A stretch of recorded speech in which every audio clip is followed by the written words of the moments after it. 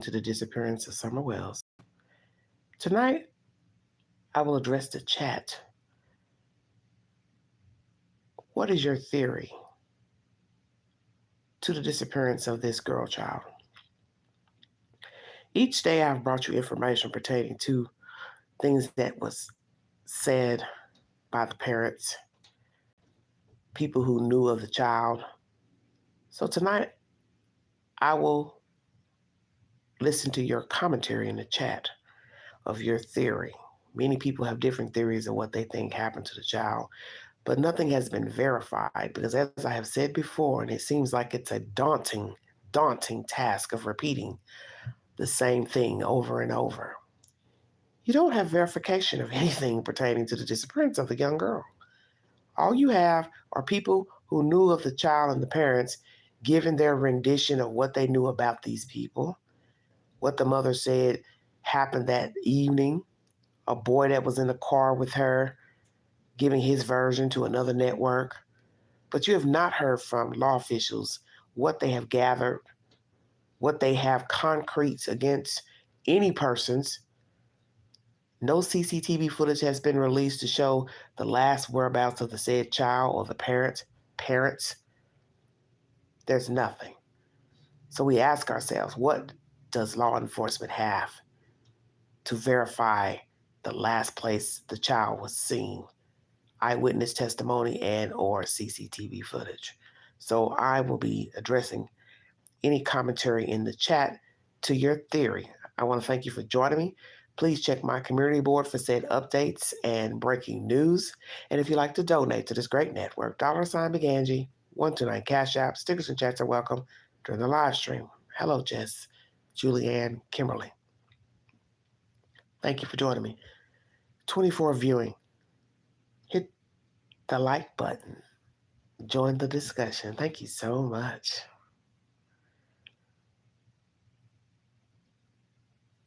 Please check out my content from earlier pertaining to this case. Hello, Amy, Ohio. Thank you for joining me. What is your theory? Please comment in the chat. I will also post it to my community board after this live stream. Thank you for joining me. I think I will read some of my polls while I wait for your response. Thank you.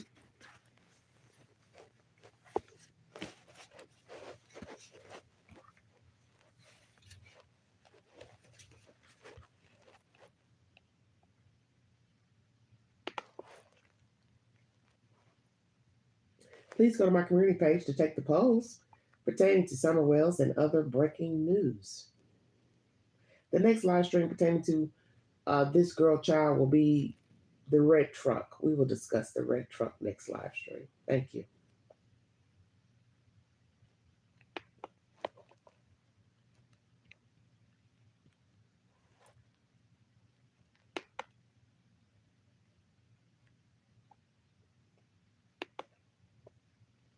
All right.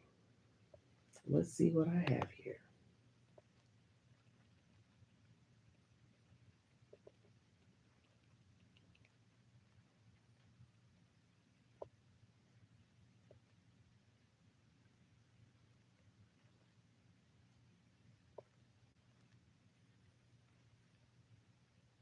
Did creepy guy Billy attempt to or assaulted the Wells kids?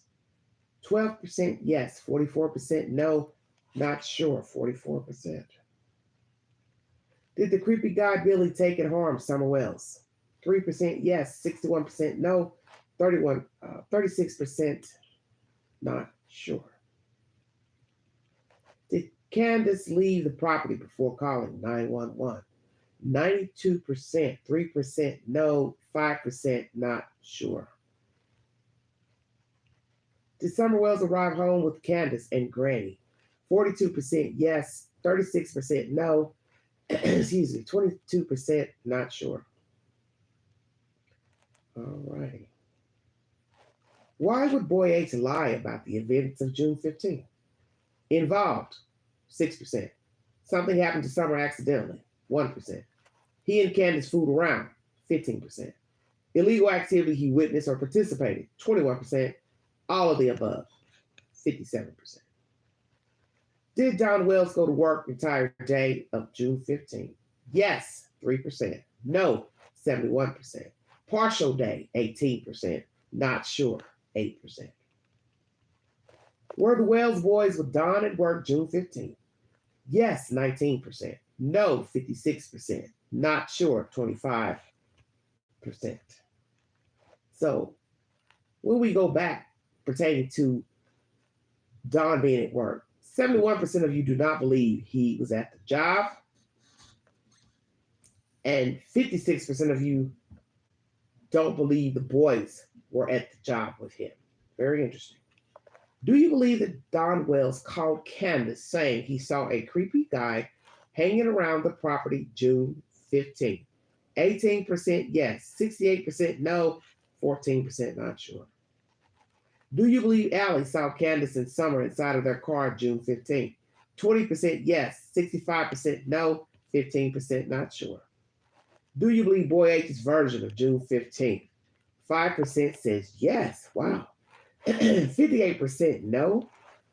36% partially. 2% not sure. 59 votes. Please tell me why you don't believe Boy H's conversation. This is very interesting to me. All righty.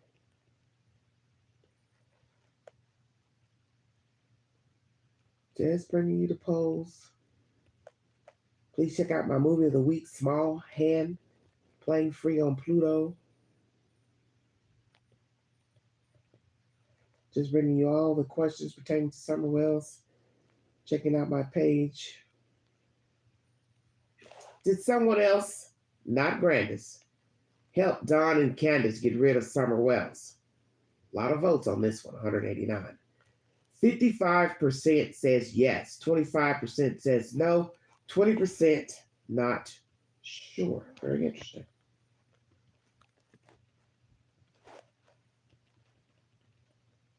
Did Don and Candace come to YouTube with shenanigans to gloat that they indeed harmed Summer Wells? 64% yes, 19% no, 17% not sure. All righty.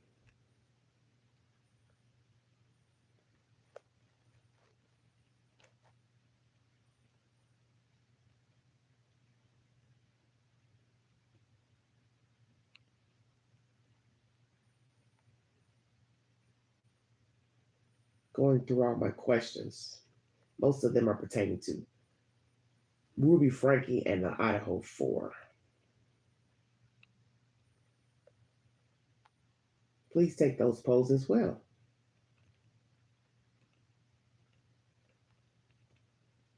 As most of you know, she has pled guilty to abusing her children. She's facing 1 to 15 years per count, and there are 4 counts that she has been charged with. Checking my board to see how many questions I have.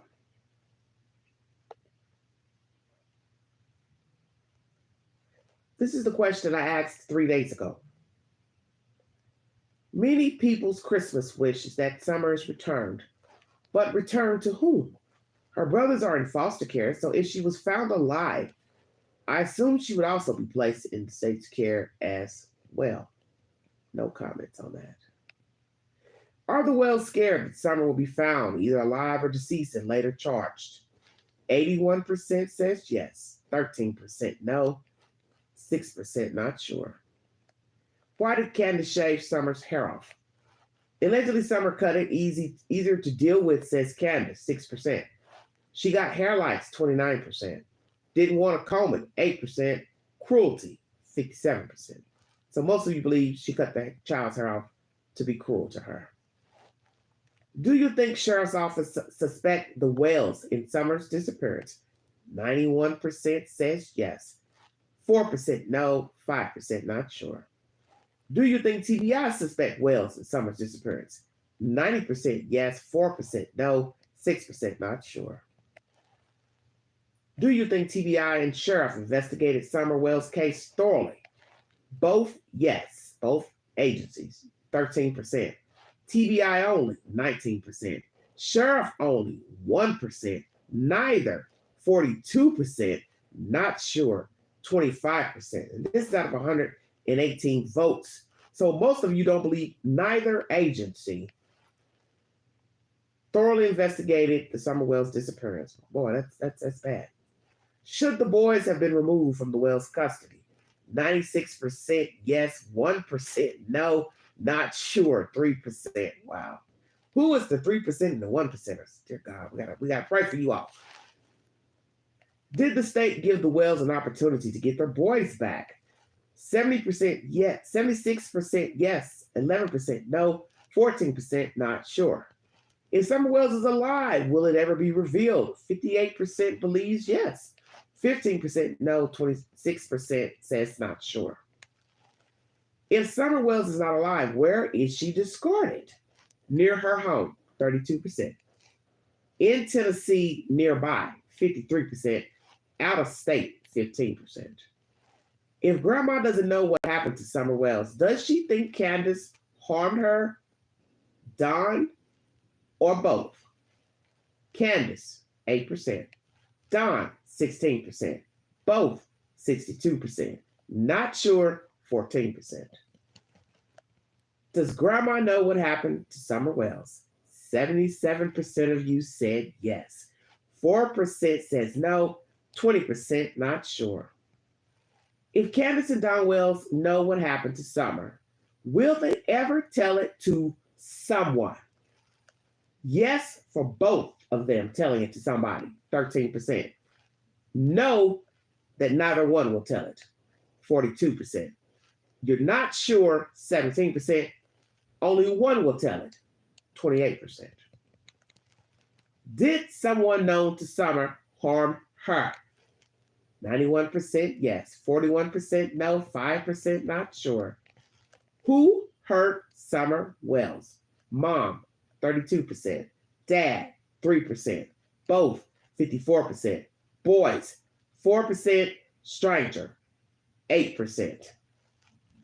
So most of you believe, out of 78 votes, that both parents hurt the young girl.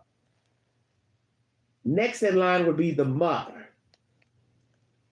then a stranger, then the boys, then Don Wells. Very interesting. If the state gave Don and Candace Wells a chance to get their boys back, why didn't it happen? They didn't want them back, 49%. Tried, but didn't do all of the requirements, 51%. So you're neck to neck on requirements and not wanting them back, them not wanting them back. Was Summer Wells sold by her mom, her dad, or both? 4% mom, 5% dad, 67% both.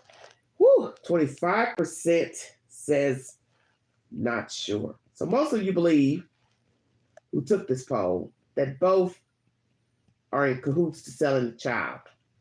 Is Summer Wells alive? 7% yes, 73% no, and 19% not sure. That is my poll, my polls pertaining to Summer Wells. Thank you so much for joining me. This is an open discussion this evening pertaining to the disappearance of Summer Wells, who went missing in Rogersville, Tennessee, June 15, 2021. The question I pose to you all today in this evening live stream is, what is your theory of what happened to Summer Wells? Thank you for joining me. I will now read your comments. I think Summer was sold or murdered, dispatched to cover SA. This case is not normal by any means. Okay, somebody talks about the hair being cut off, basement dungeon as punishment place. We need an update from Lawson, grand jury. I'm pretty sure that there was no accident. Boys didn't do it and didn't wander off. Plea deal. Okay. Those will be the next two live streams pertaining to the disappearance of Summer Wells. The next live stream I will bring to you will be pertaining to the red truck, its relevance in this case. And then the next stream after that or before will be pertaining to the boys. What did they see and hear on June 15th? Those will be the next two live streams. I will possibly try to knock both out tomorrow as to, have me a free weekend of not discussing true crime. Thank you for joining me. 68 in the house viewing. Thank you for your time. Please go to my community board and take the polls.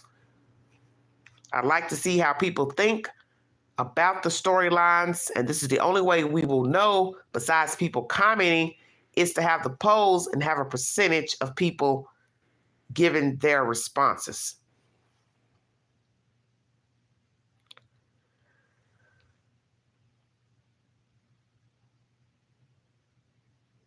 Beth says she doesn't believe it was an accident. Okay. Well, now.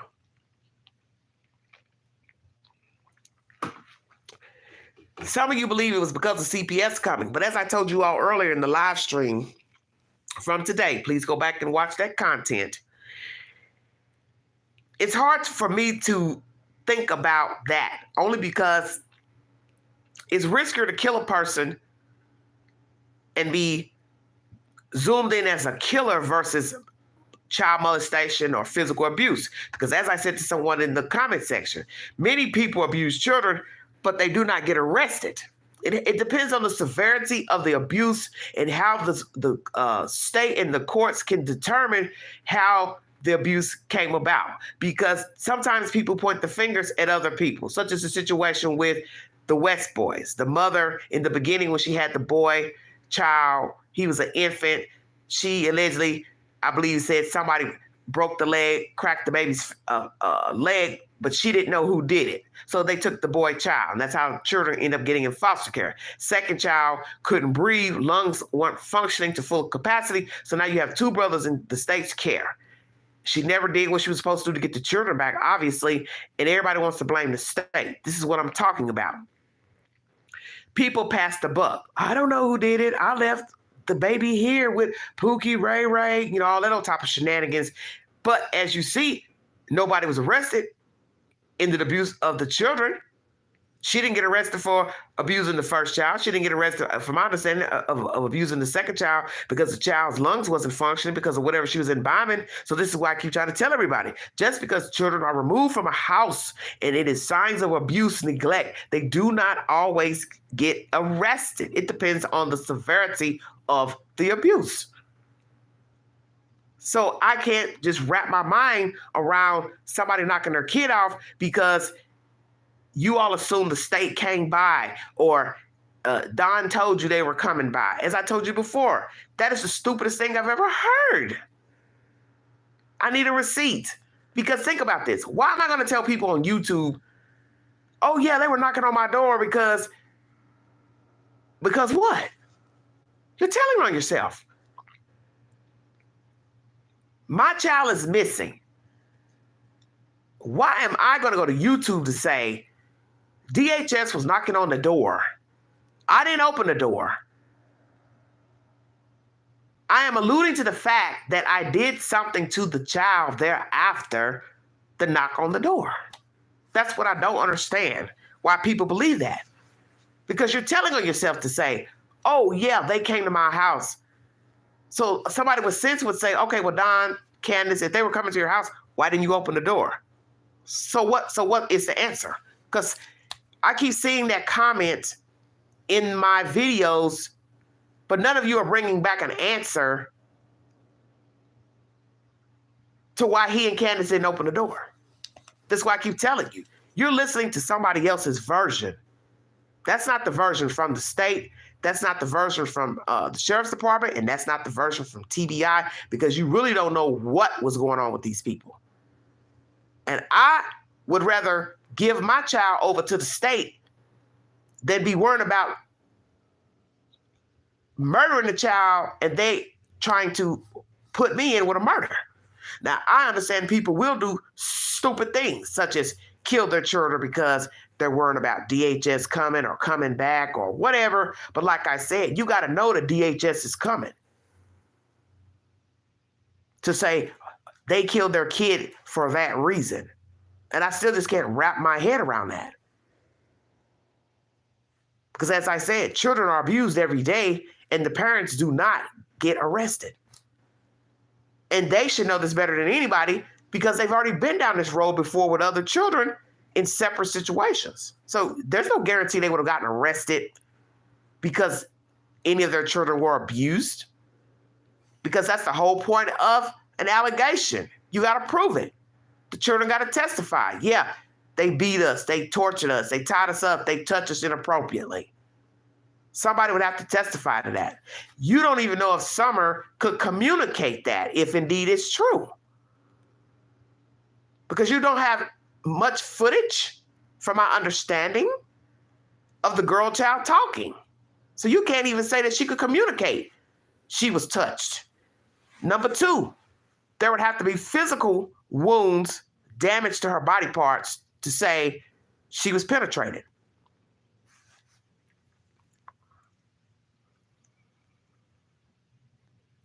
Well, that's true. You wouldn't be worried about CPS. That's the point I made earlier in my live stream.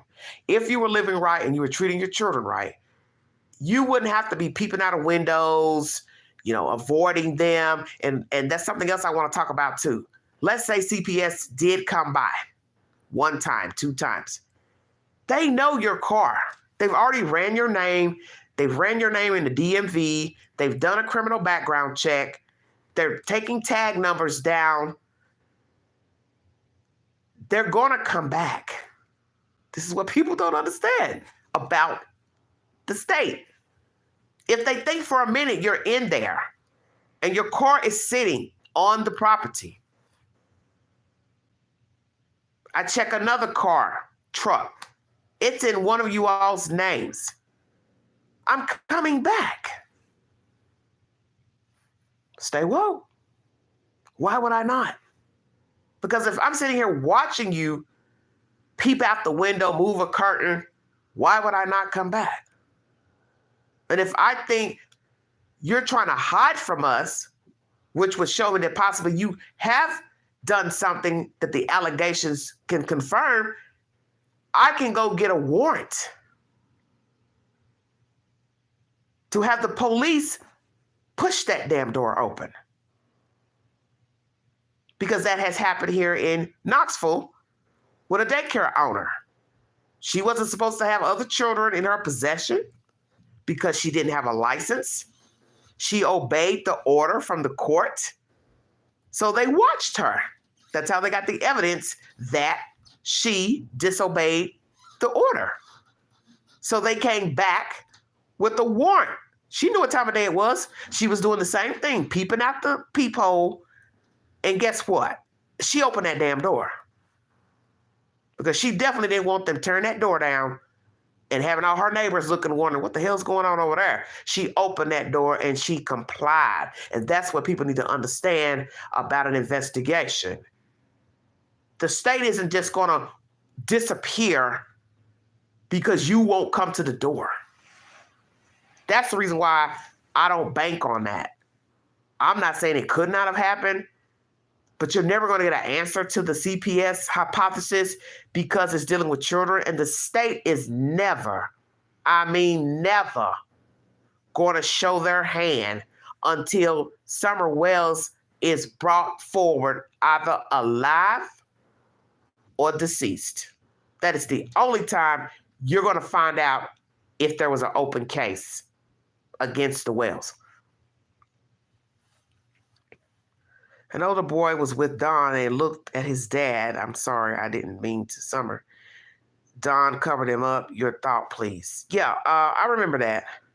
Well, see, that's the point I have made about this story. When you are not privy to people, you're not privy to their lives, you're not privy to the people that hang around them, you're not privy to the people they hang around, you really don't know what transpired. All you can go on is what they have said, people close to them have said, and what law officials have said. That's all you've got. The law hasn't told us anything. I mean, they haven't even dropped like a nugget of something to say. We've got footage. We have verified places that they went to. We verified that the girl made it home. We don't have nothing. And I don't care what anybody says. Open investigation or not, this is way too long. Not to just even have verification that the little girl made it to the house. If you decided not to share anything else with the public, you at least could say, I got a timestamp of her 20 minutes from the house, 10 minutes from the house, verified location.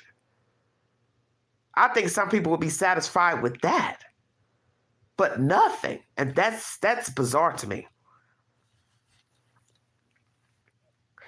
I believe the oldest said that because the boys were supposed to be watching Summer, Candace, in my opinion, tried to throw the boys under the bus from the jump. Well, and that's what I mentioned during my live earlier. Desperate people do desperate things. Candace Dawn, whichever is involved, both, whichever, she could have passed the buck easily. I'm not about to take the rap for this, even if she did it, let's say. She could have implicated Dawn. She could have implicated the boys. She could have implicated her mother. She could have implicated Boy H. How hard would it have been to just pick out one of those people to say they did it? They hurt her. They pushed her down. They were roughhousing. I got scared. She wasn't breathing. We took her and dumped her. So then it would just be allegedly evidence tampering, abuse of a corpse. Get a few years in prison. Boom. She's out. See where I'm going? Because in the end, the state has to prove foul play on behalf of the mother. Maybe because Candace told them to watch Summer, she went and fixed Granda's knee brace, and that's when she supposedly went missing. The whole CPS story has no receipts. Right. That's the point I've been trying to make to a lot of people. That you're repeating something that Dawn and Candace has said. And what I'm trying to make some of you understand, that the whole case has been built on their version. The stuff they've ran to YouTube and told. Why would I believe anything that comes out of their mouths when the mother allegedly was the last person with the kid? I can't. There's nobody to corroborate what she has said happened. And like I said, you have her version of when I got home. Then you have the version from Boy H, what happened before she got home. I would believe Boy H before I believe this. And I'm telling it real. Because he didn't stumble one time when the interview room was asking him questions. And if he felt like, I know something, I saw something, I'm a party to something, I ain't getting ready to talk to no damn ex-cop. For what? He didn't even have to talk to TBI. That's what people don't understand about the law. You have rights. You do not have to talk to the police. It's not written in stone that you give a statement. That's your right. It's the burden of the state to prove you are involved in a crime. So Boy H never had to talk to TBI or the sheriff. Number one, his mother didn't have to allow him to talk to law officials. This is what people act like they don't understand. So you factor in, he's probably talked to two agencies, and then here comes Chris Madonna, knowing he wasn't supposed to be talking to that boy, because he's been a detective and he knows better. You don't interfere with an open investigation. And yet, stupidly, they go talk to him any damn way. And then you get this version from Boy H. And it sounds credible to me. Like I said, there are a few things he may have fumbled on and tracked back. But as I told people today, I think it's just because he doesn't speak good English. And he may have fuddled a few things, but there's no way in my right mind that boy made up all of that stuff from scratch. Nah, I don't believe that. There's no way I believe that. I've always wondered from day one is if Candace accidentally backed over Summer with the truck and unfolded screen, why would you think she ran over her? Yes, so many possibilities, exactly. It was a short period of time before they dropped me off that she said that she was missing. It was a short period of time before they dropped me off. Well, I think what he's saying is, you dropped me off, and then shortly after that, you're calling me talking about they're missing. Because that's what he told Chris Madonna. That's when I thought they did something to her. Because it probably was a short time. See, that's the whole point of the story. Boy H don't remember time. He don't have to remember no time because he's a kid. And that's how I view Boy H. He's just a kid. He was just a kid. You know, he's grown now, but then he was a kid. So why does he have to remember what time it was when he got picked up? Why does he have to remember when he went to the pharmacy, the smoke shop, the this, to that? He doesn't have to. Because I don't think the story is about Boy H. I think he's a happen circumstance. He just have to be in the wrong place at the wrong damn time. And I believe it was orchestrated to have him as somebody to say, oh yeah, Summer was fine. She was, you know, she looked okay. Her hair was cut short. But other than that, she looked okay to me. Because you still have to ask yourself the obvious questions. You haven't even been fooling with Allie and her family. Why are you at her house? I always tell people to pay attention to the details. So you want me to believe, as I just said, all that stuff he told Chris Madonna was just lies. She came to the house with the little girl, lie. She changed the bathing suit in the house, lie. They went to the hospital, lie. They went to the pharmacy, a lie. They went to a smoke shop, another lie. Pharmacy, lie. Swimming hole, a lie. Hippie house, lie. Priceless grocery store, another lie. Oh, no. No. That's too many places. And Boy H can describe those places with his eyes closed. That's because he's been there.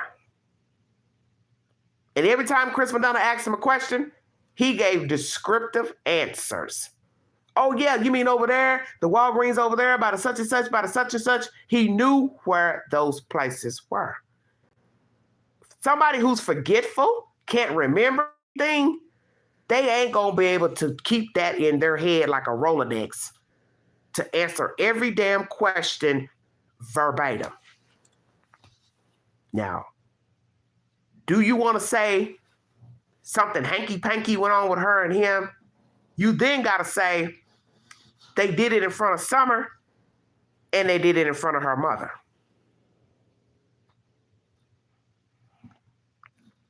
If someone had meddled in one of his investigations back in the day, he would have been furious, rightly so. Yes, he would have. True, but he says before they dropped him off, not after. I think it was orchestrated too. Okay. I love this channel. New subscriber. Thank you, Soleil. Thank you so much. All the stops can be verified by cameras. Exactly. And that's what I have been asking. As I told some smart person in the chat yesterday, I am nobody, and I'm not demanding anything. I'm just saying what most people are thinking. Where is the surveillance cameras to show that these people were out and about?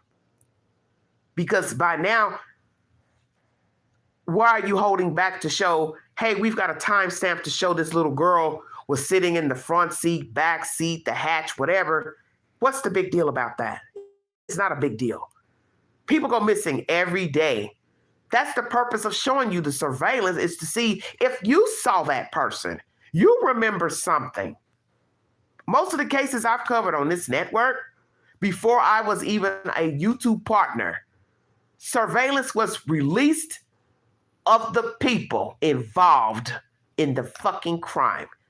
the little girl in Alabama, they released the guy in the store getting gas. Hey, have you seen this guy? Do you know who this guy is?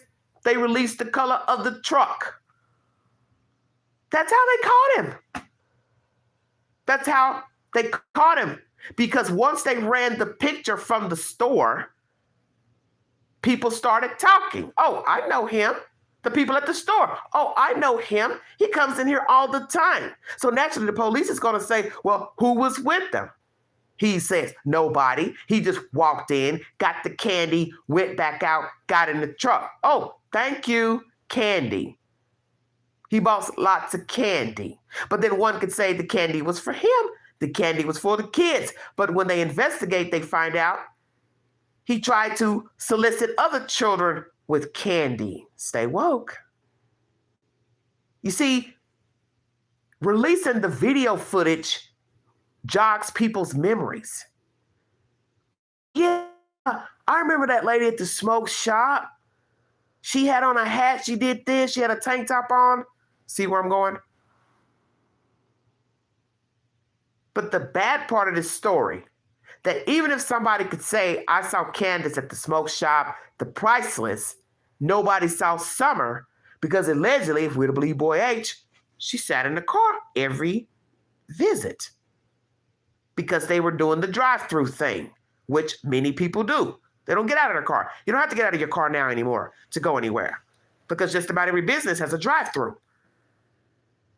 And that's the bad part of this story,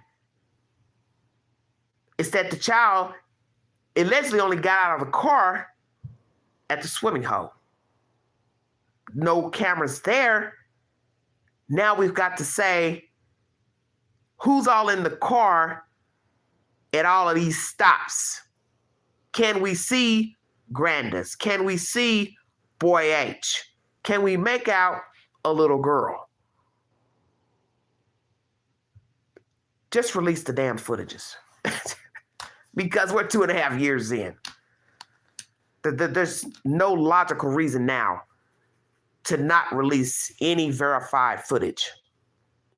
And if they can't release any footage because they don't have it, then that's where we have a problem.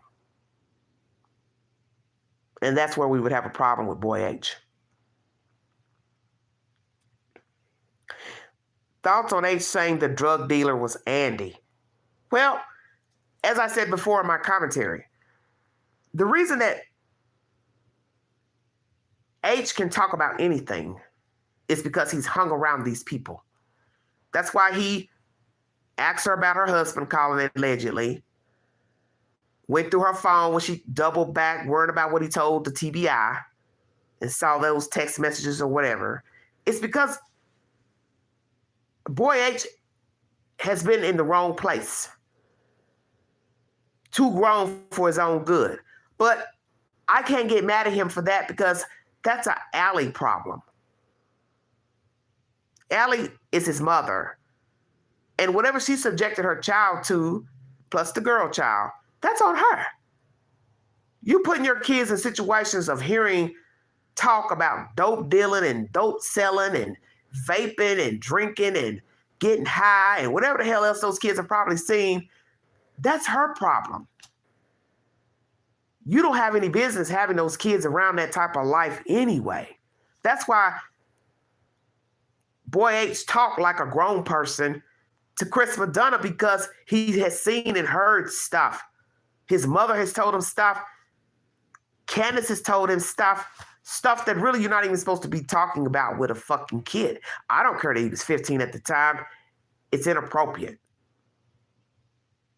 He don't need to know nothing about no damn dope dealer. He don't need to know nothing about no drugs. He don't need to know nothing about no guy being frisky and liking grandma. See, that's too much information right there. That's how you know he's hung around Candace. And his mother has probably told him a whole lot of stuff about Candace, their relationship, because he knows why they fell out.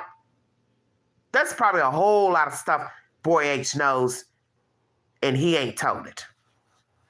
And it don't necessarily have to do with, Summer's disappearance, but just in general. He's probably been ear hustling, listening to his mother talk to her friends and up and stuff. He knows a lot because he's been around them.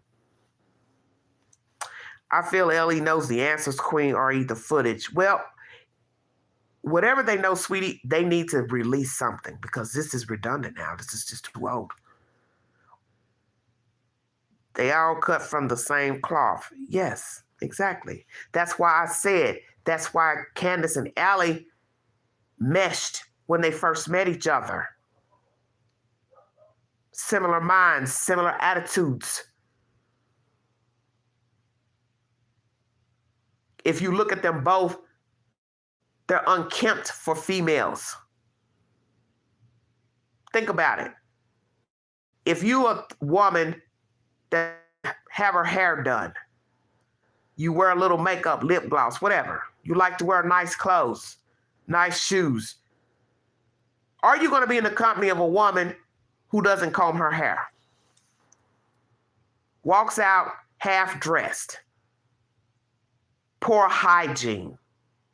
Think about what I'm saying now. Why would you do that? Because you know deep down somebody's going to say something to you. Hey, Miss Lady, I'm not trying to be funny or anything, but why are you hanging with her? Hello, Deborah. She don't look like she's your style, your speed. And then you're going to have to question yourself. Well, why am I this chick?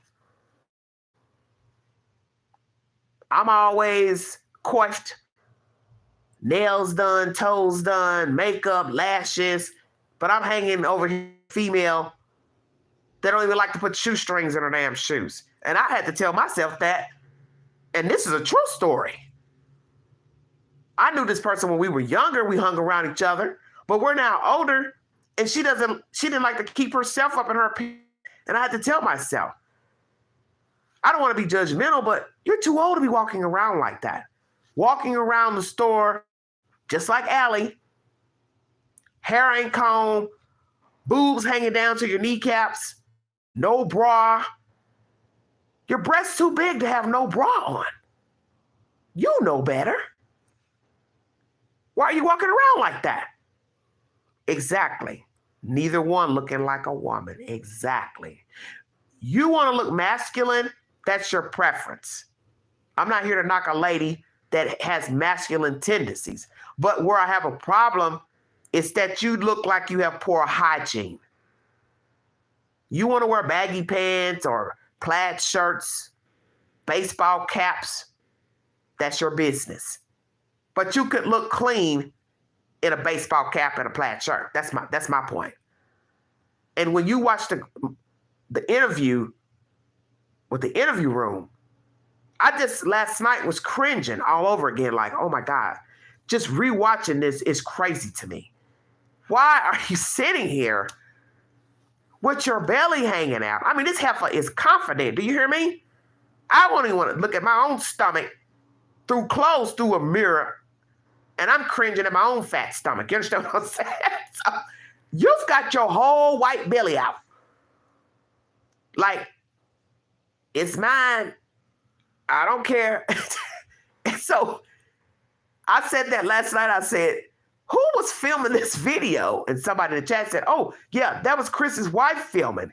And I'm telling you, go back and watch that video. Allie looks the person up and down who's filming the video. That's why I asked that last night during the live. I said, who's filming this video? Because Allie is looking at this person up and down like she's got this person. And I said during the live, I said, who the hell is she looking at? You're the one sitting here with your damn belly out. They're probably looking at you funky-fied. Wow, wow. No rest for the weary. That's why Summer loved well-presented church women, although that could be questionable in Summer's missing case. Why do you say that? Hello, Don. Thank you, Don. Shame, exactly. Yeah, it was. Yes, yes. you feel law enforcement know about Boy H interview? Oh yeah, Rob. Yeah, Rob, they know. Yeah. See, you know, I'm going to say this. There was a time when I used to watch reality TV years ago. And I still watch it, but the point I'm trying to make is when the people were being filmed, such as the Real Housewives of Atlanta, New York, during the filming, you would never hear YouTube, Twitter, IG, none of those were ever mentioned. And I'll tell you why. Because they wanted it to make it seem real, them filming and following these ladies around and filming their lives. But at some point, they could not keep filming the ladies and their lives without mentioning YouTube, Twitter, all of that, IG, TMZ, because it became a part of the storyline. So at some point, they had to start talking about, hey, they're talking about you on TMZ. They're talking about you on IG. And so now when you watch reality TV, Love and Hip Hop, all those shows, they'll say, oh yeah, do you see what they're saying about me on the blogs? Oh, I don't like her, I don't like him, blah, blah, blah. Because at some point, you have to acknowledge the gossip. So it's the same with this story. The news people should have went to Boy H to say, hey, we want to talk to you about the interview you did with Chris Madonna. Because let me tell you what would have happened had Ansley Daniels went to Boy H. It would have been a firestorm. It would have been a firestorm. And that's where WJHL messed up. You should have went to Boy H. You should have went to Allie. Because the cat was already out of the bag, whether you believe their version or not. They should have went to them and said, hey, I know you've talked to Ellie. I know you talked to the interview room, but we're curious to this information that you've relayed to the interview room. Do you mind speaking to us, giving one more interview and then wait for a response? Had they ran any of that information to the news, half of America would have been falling down on the damn floor. Because as I've told you, lots of people who watch the news do not watch YouTube. And I can tell you that a lot of people I deal with do not watch YouTube. They do not. Because everybody's got their pick of what they like. Most people like YouTube, they like Facebook. They may do a little bit of IG, but they're not on Twitter, X, or whatever. They're not on YouTube. They can't tell you shit about YouTube. I'm telling you, had the news interviewed them, that would have gave a whole different spin to Don and Candace. Don't you find it strange that they always went to YouTube? This is why I keep trying to tell everybody, you have to pay attention to the details. They knew exactly what they were doing. Hey, let's market ourselves over here. We don't need nighttime America knowing what the fuck happened over there in Kingsport and back over here at Ben Hill Road. No. Safer if we stay on YouTube. Because I told you there's a different caliber of people that watch YouTube. They knew what they were doing. They knew what they were doing. Just like I saw a clip of somebody's video tonight, might have been AB's channel, where Don is saying something about YouTube was the problem. Social media was the problem with the case. How was social media the problem with the case? Nobody knew nothing. Nobody knew nothing about you.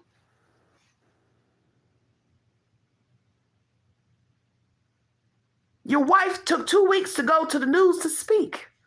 You stood up talking to the news, talking and rambling in circles. You did that. Nobody did that, Mr. Wells. And you foolishly got hooked up with the YouTubers That was your downfall. That was your choice. Nobody told you to get wrapped up with those YouTubers and running on their channels. You should have stayed off YouTube. You know what you and your wife did to that little girl. And you thought running to a YouTuber was going to help. How are they going to help you when you are 9 times out of 10 the culprit behind the little girl going missing? That doesn't even make sense. Because let's just say they murdered her. You murdered your child, and then you're going to say, hey, let's go to YouTube. I think they can help us. Help do what? Help do what? You know she's dead. You know where she's at. You're going to go to a YouTuber and then get mad when you don't get the results. And then when the YouTuber decides to come out this fog they're in, then you all fall out. Then it's, oh my God, they used us. Oh, they're so horrible. Oh, social media. But you were running to social media. Then you're running to Facebook.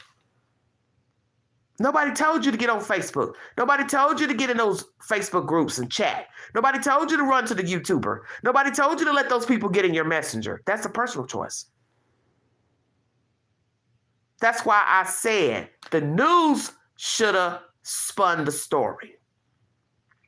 The news should have spun the story about Boy H. The news should have spun the story about what was going on YouTube. I think something would have possibly popped off, that we might be in a different place had the news started reporting all this he said, she said stuff, to some degree, and let it be known, like, you know what? There's something weird going on with this family. Them running to YouTube, blah, blah, blah.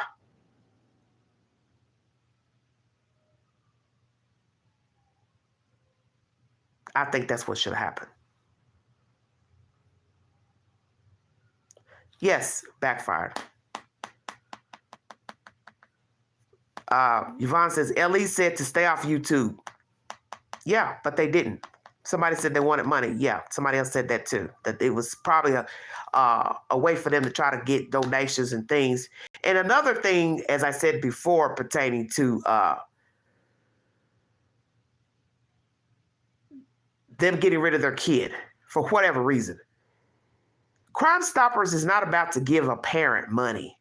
You can't call the police and say your child is missing and then be the same person to say, I know where my child is and I want the reward money. That's not going to work.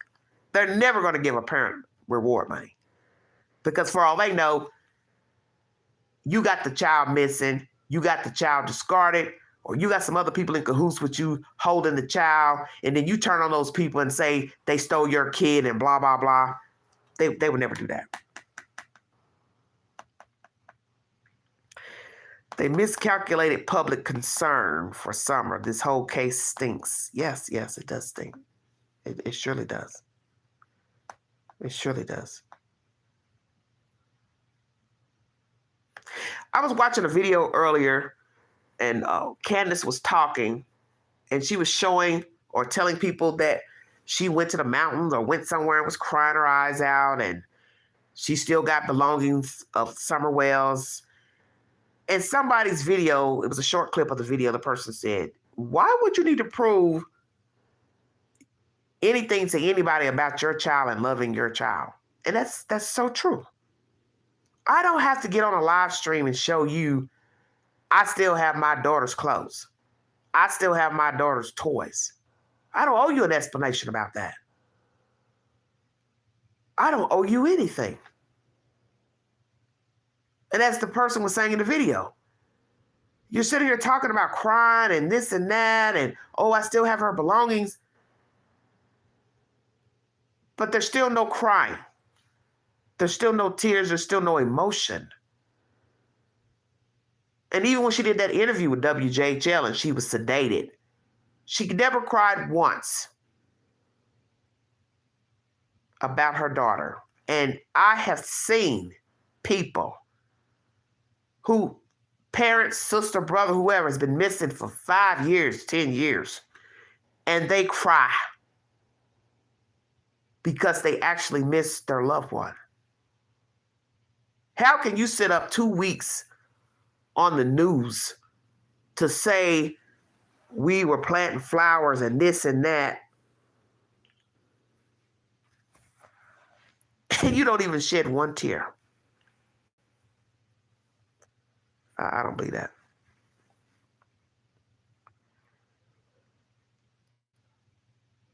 Yes, it's a very heartbreaking case. It's disturbing.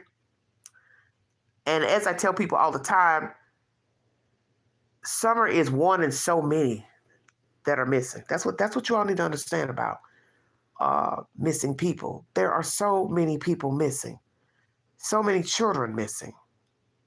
I mean, you can't keep up from here to, the West Coast back to the East Coast. And it's sad. It's very sad. And as I told people the other day when I decided to talk about Summer Wells again, I never thought I'd be 2.5 years in with no resolution. I never thought that. I never thought that the first time I started talking about her. I said, yeah, we're going to find this little girl. We're going to get some type of answer. And as you see, 2.5 years later, it's nothing. The only cry from Candace was on Dr. Phil when she felt interrogated. And you know what? Funny you should mention that. I was sitting here thinking the other day about that interview. And when she jumps up, I take that mic off, I'm saying to myself, lady,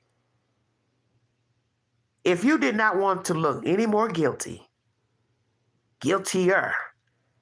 you have proven it right now. You have flown all the way across the country. And as soon as somebody brings up Cornbread Mafia, you act like the world was coming to an end. What the hell is wrong with you?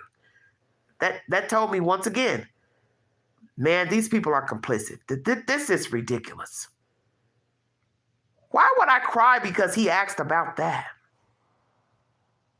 You don't know anybody in the Cornbread Mafia. You're not a member of the Cornbread Mafia. So why are you crying? This is just ridiculous.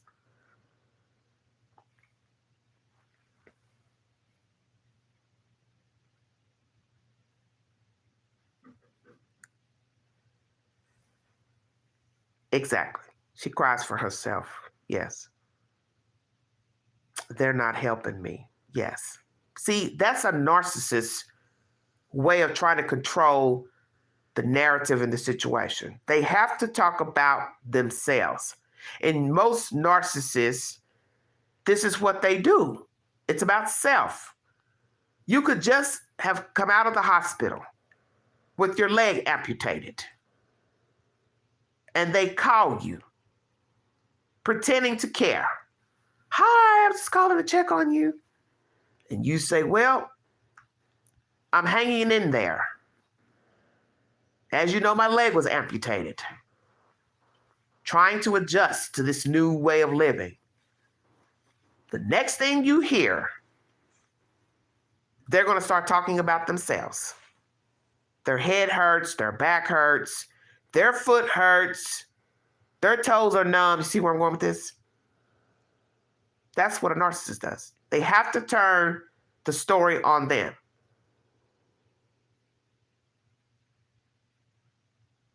And I'm sure these people have done this all their lives. This is nothing new to anybody that's dealt with Don and Candace. They've heard the stories, the endless BS of who shot Roger Rabbit 1,000 times over. I'm sure there's people from the church have heard horrible stories from both of them. She does this to me, we fight, we fuss, but I love her. I'm sure if somebody wanted to testify, they would have something to tell everybody. This is nothing new.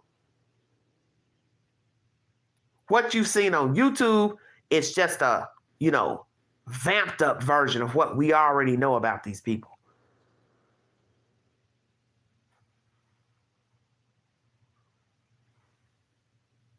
Yeah, it was a big red flag. It was it was like, what is she crying over? What is the problem?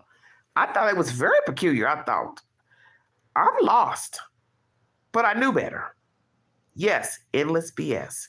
And this is what you're going to find with people who've lived traumatic lives. I was doing some research earlier about filicide, and that is one of the things that was mentioned in the as one of the qualities that the mothers carry: trauma, abuse, drug use.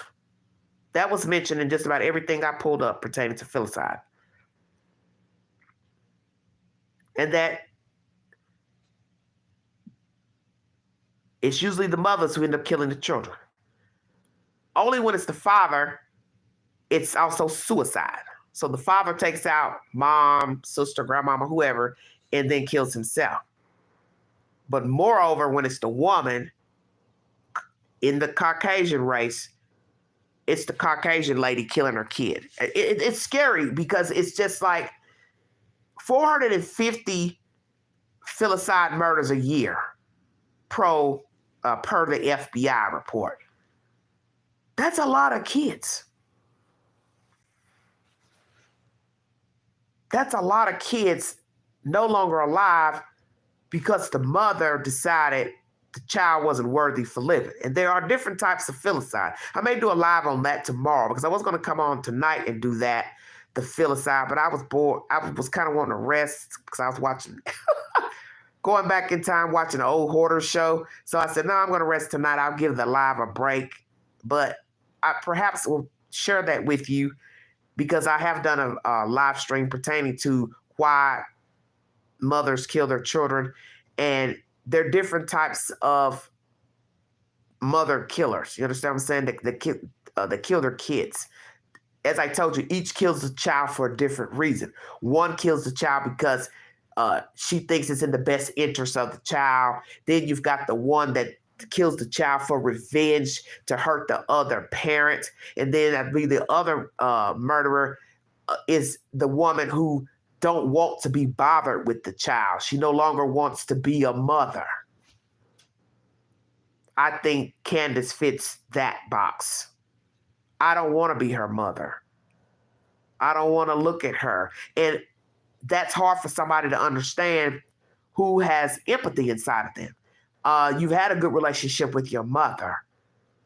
But if you haven't had a good relationship with your mother, you had a cruel mother growing up, you possibly can identify with thinking this lady may have had some type of warped sense of identity and possibly jealousy of her girl child. Because I've had people say that, how can you be jealous of your own kid? Many people are jealous of their children, trust me. Their children grow up, some are just gorgeous, beautiful kids, smart, talented, athletic. Their parents play on that and they ride that donkey down. I've seen it with my own eyes. They just, every 5 seconds, they're on their kid, worrying them to death, beating their brow, and you're looking like something's not right here. This motherly bond. Because some of them want the life their child has. Especially when the children get older and the children are popular, the children are well liked by people, the children are smart, the children are doing great things. Some of these parents, they're jealous of their kids. You could be a woman and jealous of your boy child. And I've seen this in a story years ago. I think it was out of West Virginia, where the mother pretended to be her daughter on a social media site, some type of gaming site, and she was luring this boy who thought he was talking to a teenager, but he was talking to her mother. And the mother got caught. I can't remember the name of the documentary. It's several years old, but the truth came out. The truth came out, and sadly, if it's the same story, I believe, there was a murder. See, you have to be very careful with people out here because you don't know people. Can you imagine a daughter finding out her mother sent pictures to some boy pretending to be her, and then I think something crazy happened, and all this comes out.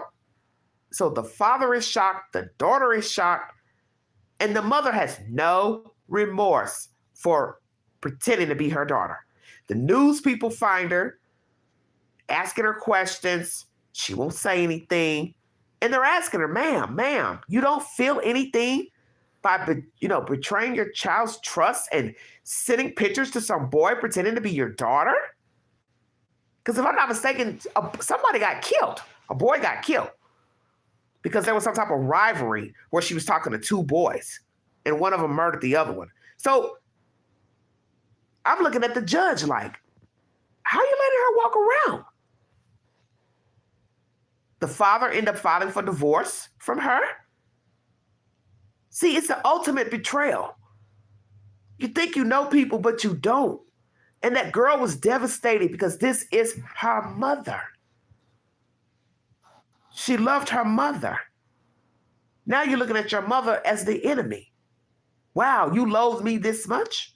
That you use my photograph to lure young boys? And then you end up getting somebody killed? I mean, this is deep. You see, you don't know people. And to some degree, I remember when we were talking about this case, Summer Wells, years ago, that was mentioned, that perhaps the cutting of the hair was personal. Didn't have anything to do with cooties and lice, her messing her hair up. Because let's be truthful, Summer doesn't know a damn thing about clippers. She doesn't know what guard to use. She doesn't know to use a guard. She would have been 4 years old. What does she know about clippers? So you want me to believe the small kid took clippers to her hair, start cutting her hair off without gashing her scalp? Listen to me very carefully now.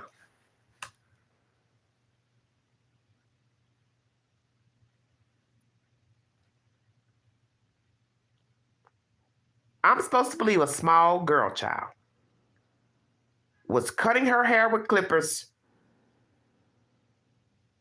and didn't gash her own scalp. Bald spots. Come on now. I believe somebody cut her hair when it was some of the hair falling in her face and then the rest was shaved down. I believe somebody did that. I don't believe Summer did that. I don't believe that. Then next thing you know, you go from that weird haircut to all the hair's gone. It's just bullshit. Why wouldn't you take her to hair salon? So that's what I'd like to know. Candace, did you take her to a hair salon and cut it all off, or you shaved it down, or Don shaved it all the way down? Don said Summer preferred him over Candace, and that Candace has to coerce Summer for her attention. Well, as I said before, everything pertaining to this case is per a version from Candace and Don. So you don't know what to believe is the truth, because this child was in the custody of this lady and she is no longer here to speak for herself. She's somewhere, possibly not even alive. Or where is she? And am I going to believe anything these people have to say when I think possibly they have something to do with her disappearance? So you don't know what to believe. And that's the dangerous part of this story, is that you're sitting here listening to all this he said, she said from these two, but the end game is that they possibly hurt the little girl.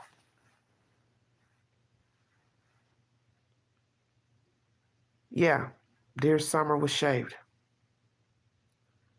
And I'm sure that shocked Boy H, because that was mentioned during that Chris Madonna interview. That, I think he probably was taken aback by her hair being cut off.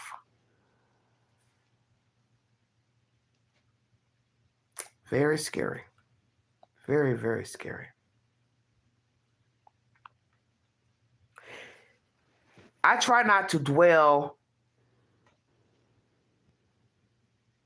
on what happened to her, only because it's too frightening to imagine.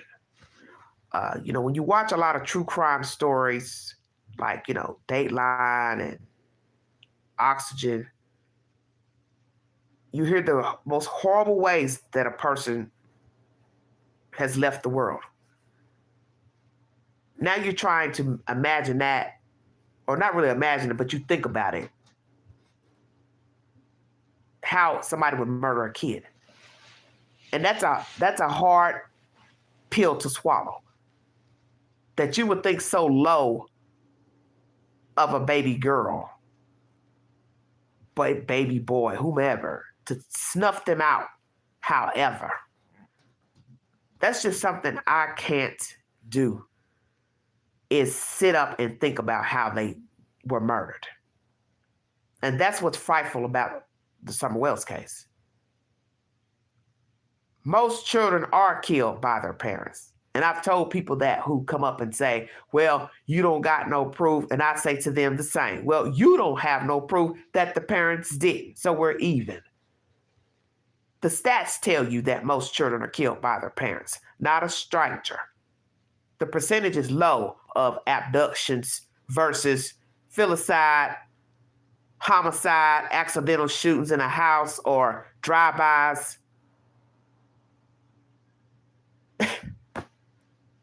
It's low. As I said before, the thought of 450 kids being murdered by their mother a year, that should tell you something right there.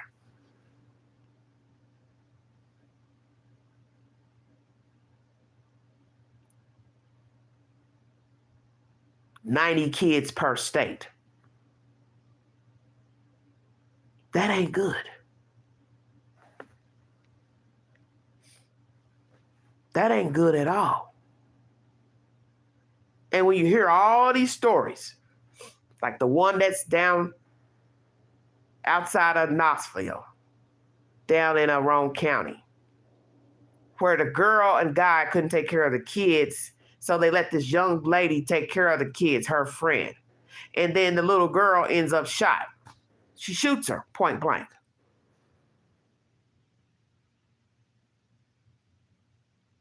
And then you see the picture of her, and you just want to beat the brakes off of her. Because you want to ask her, just shake her, what the hell is wrong with you shooting a little girl? How do you just pull out a revolver and point it to what? The chest of a baby and pull the trigger? Yes, 450. Just pull out a gun and boop, boop, shoot her to death. You've been punishing her. You and your girlfriend mad because the kids have been eating your sweet cakes. And the girlfriend is the one who told it. Yeah, she pulled the gun out and she shot the little girl, point blank. How do you become that evil? And we know that children can be rambunctious. They can talk back. They don't mind. That's why you have to discipline your children. But they are going to disobey because that's just life. But the day you decide that you're so irritated with a child that you will pull out a damn gun and shoot the baby point blank, you are gone. This is why I don't argue with people about what happened to Summer Wells, because it's pointless. When you look at the stats, that's not gossip, like I tell people. What's the point of me arguing with you about what I think happened to her when most children are killed by their mother or their guardian or a family member? That's just the stats. That's not made up. So you want to come way over here to East Tennessee and say, oh, no, you ain't got no proof they killed her. You ain't got no proof they didn't. So as I said, we're even. Most children are murdered by their parents, point blank. No villain, no warlock, no witch. no dragging their mother. And when you go into YouTube Q, that's all you see. Video after video after video after video. Chicago, Memphis, Houston, LA, New York. Somebody killing their kid. Black lady down in Miami or Florida or wherever killed her kids and then jumped off the damn bridge down there. Life's hard. I get it. Maybe she didn't have no help. Why you don't kill your kids? Why not give them a chance to live?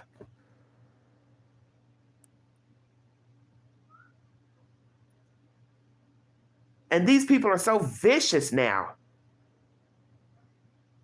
They are torturing children. You got the wackos that are touching the children, decide they want to knock off the kids so they don't tell it. Then you got parents who are just beating the kids, torturing them with cigarette lighters and cigarettes, burning them, beating them up. When I read that earlier today about men who kill their kids, and they said most of them bludgeoned the kids to death, beat them up. I just shook my head. How do you beat a baby? Seriously. How do you beat up a toddler, an infant? Take an infant, throw it against the wall, stomp on the baby. I mean, these are the things you hear pertaining to abuse of children. And so this is why I tell a person, if you have many cases of people abusing their children, why would you be shocked that these demons didn't do the same to Summer Wells? What is so different about her case that you can't fathom? She was bludgeoned to death, beat to death, suffocated. I don't get it. Because when you look at how they live, my thing is all bets are off. And we know that, yes, you can have a filthy house, filthy property, and not be a murderer. Just like a liar don't always make a murderer. A thief don't always make a murderer. But usually a murder has all those qualities. How about that?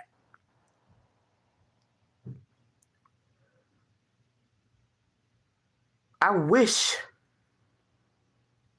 somebody could have saved her, because I have a feeling she was mistreated at her house. Boy H said that, and I believe him, that the boys teased her. So imagine teasing a little girl, and that's something boys do in general. They don't have to be related to a child. Being teased by your brothers often, and then here comes your mother or whomever shaving your head down like a boy. So now you look just like them. Yeah, that bothered me in a picture I saw earlier today. I said, if I didn't know any better, I would have thought that's a little boy. How am I supposed to know that that's a girl? I wouldn't. And who's to say that wasn't the premise from the mother? We're going to make her a boy. Already got 3. What's one more? And maybe the little girl said, well, I don't want to look like this. I don't want to look like a boy. I might like Tonka trucks and race cars and playing in the mud and the water, but I also like wearing a tutu and playing with Barbie dolls. See, you don't have no idea what the hell was going on up there at Ben Hill. And we have heard how demented people can be towards children. And I think Ruby Franke should be a prime example. Well-coiffed lady, Nice fancy house, nice clothes, husband, engineer, left them, got in cahoots with this crazy lady, and they abused her children to damn near starving to death. So let's try it again. Why wouldn't these people kill their daughter here in East Tennessee?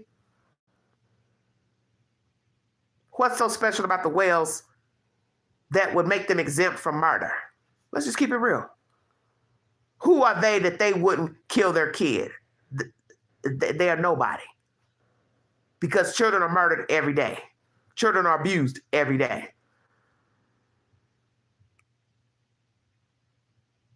So I don't look at them no different than I would this Ruby Frankie case, the West case, Camille McKinney. They're all the same to me. You don't know people. And I'm not going to put anybody up on a pedestal that one can't keep kids and keep making babies and then bringing them in the world into abuse and drunkenness and drugs. Hell no. I'm not getting ready to uphold you. Because you can bet your bottom dollar.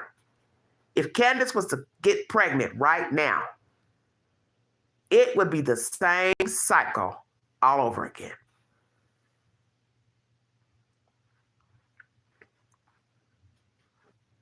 Exactly, Karen. They all say, yes, I love my child. I love my baby. I would never hurt my baby. But would call them every dirty dog, MF, every dirty name you could think of.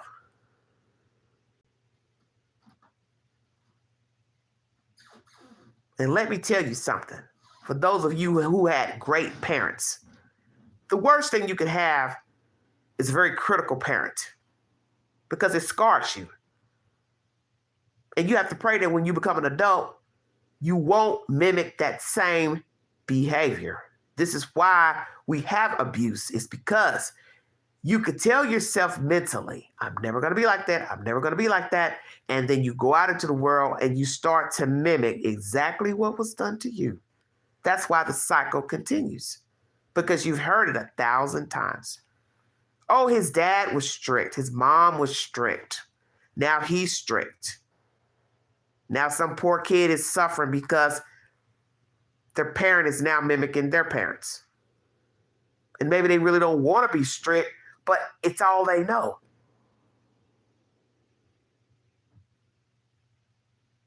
And I don't care what anybody says.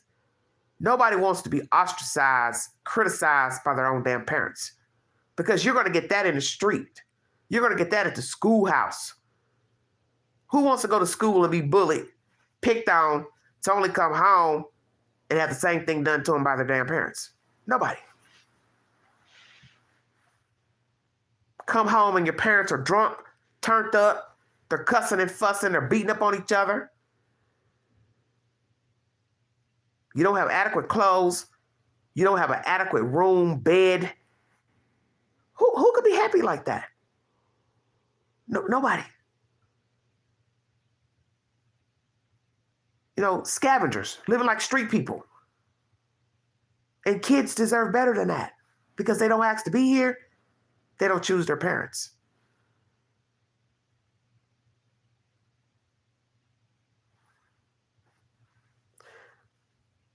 Katie says she hopes that Summer will be found alive. Well, Katie, preservation of life is number one. But as I said earlier this week in my live pertaining to Summer Wells and the wishes of people wanting her home, what home would she be going to? She wouldn't be going back to Ben Hill Road. She'd be going into foster care, sadly.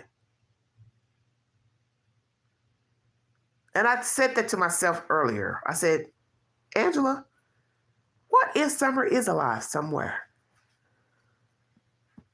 Somebody's hiding her out, not letting her outside to play because they fear, going to jail for having her.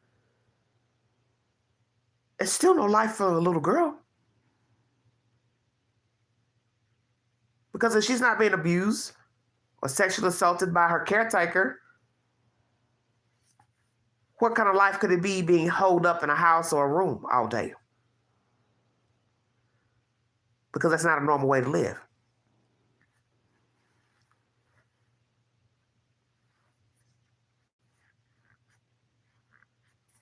Karen says, I doubt that, really. Yeah, I doubt that too, because we're in an age of social media and a lot of people can't stay off of Facebook. We're going to just keep it real. And if somebody, let's say, bought the child from them, bartered, whatever, you want me to believe they're going to keep her till she's 18, locked up in a house or a room, and never let her come outside to play, never let her venture out. You can't take pictures of her. That means you'd have to be at home 24/7 because somebody will have to watch the child unless you are going to do what other cruel people have done, which is keep her caged up. And that's a thought I don't want to think about.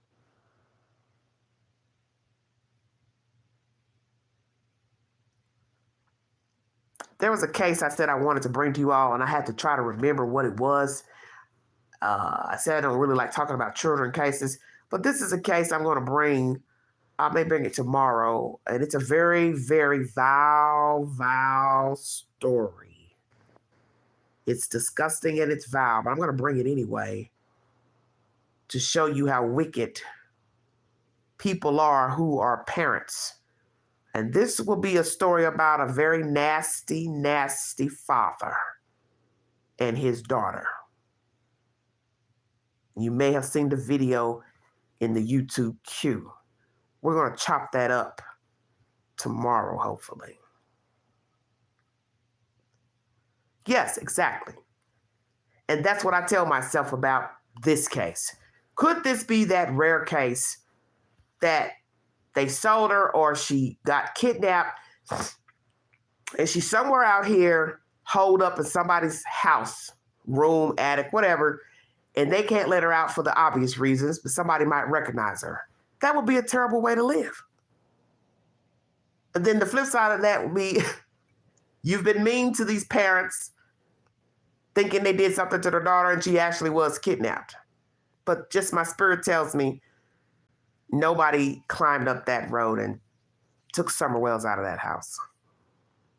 That's just my spirit. I don't believe that she was kidnapped. Because their behavior afterwards is asinine. And I know there's some people who are not emotional creatures, and perhaps these two are not, but damn, at some point, you can't even cry on cue about your child. You can't shed a few tears that you miss her. Nah, they know exactly where that child is. So let's ask that question before I end this live stream.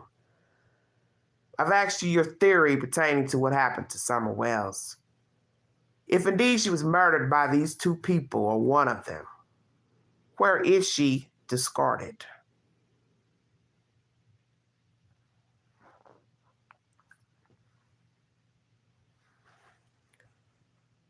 If Summer Wells is no longer alive, she was discarded, where is she discarded?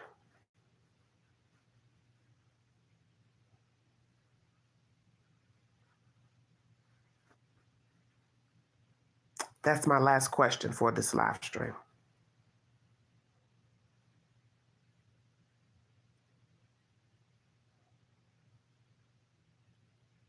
Where is she discarded?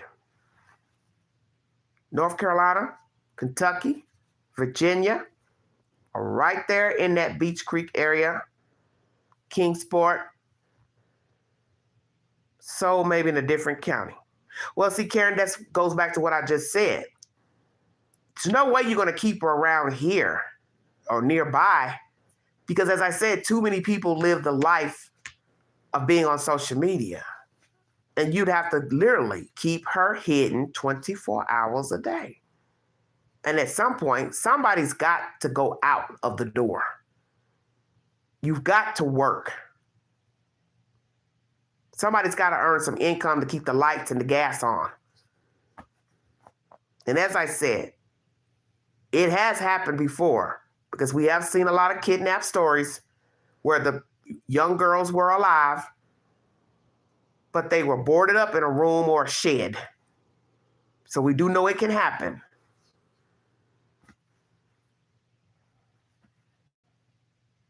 But like I said,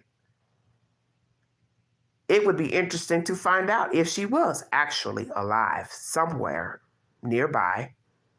But see, you don't know.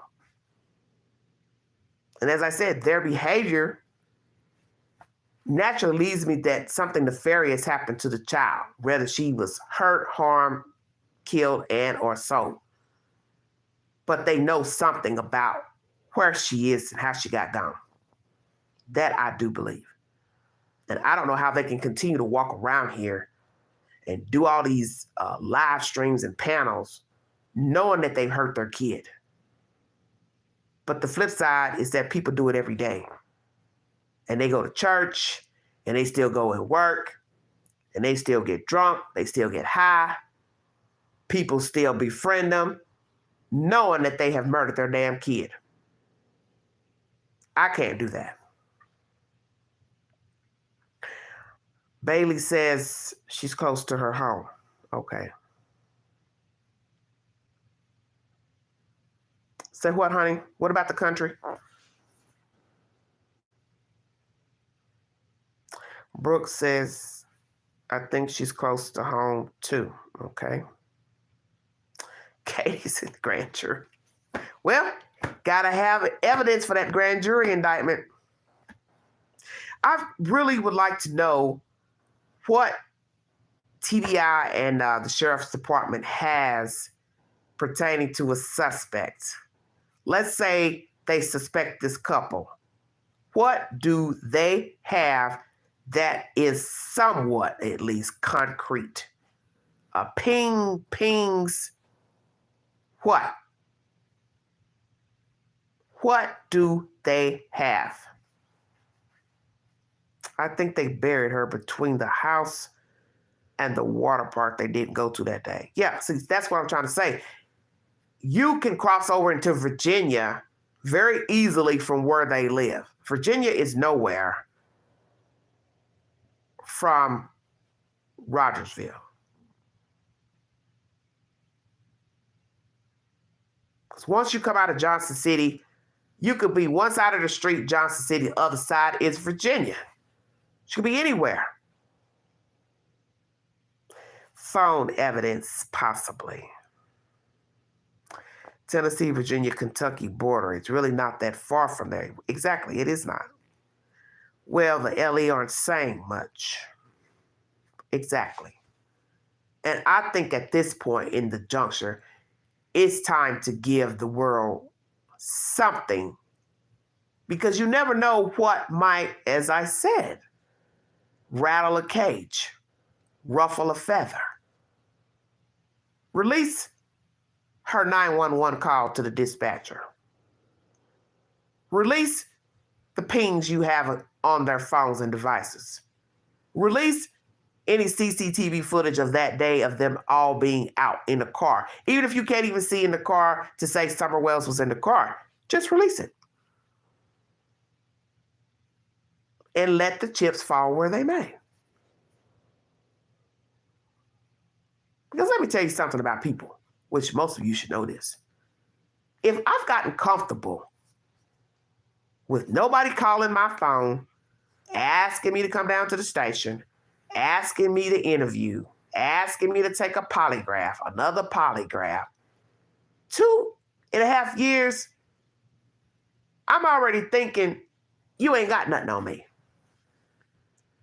I know what I did. I know what I did to the kid. I know where the kid is. And you ain't coming knocking no time soon or lately. I think I'm scot-free and clear.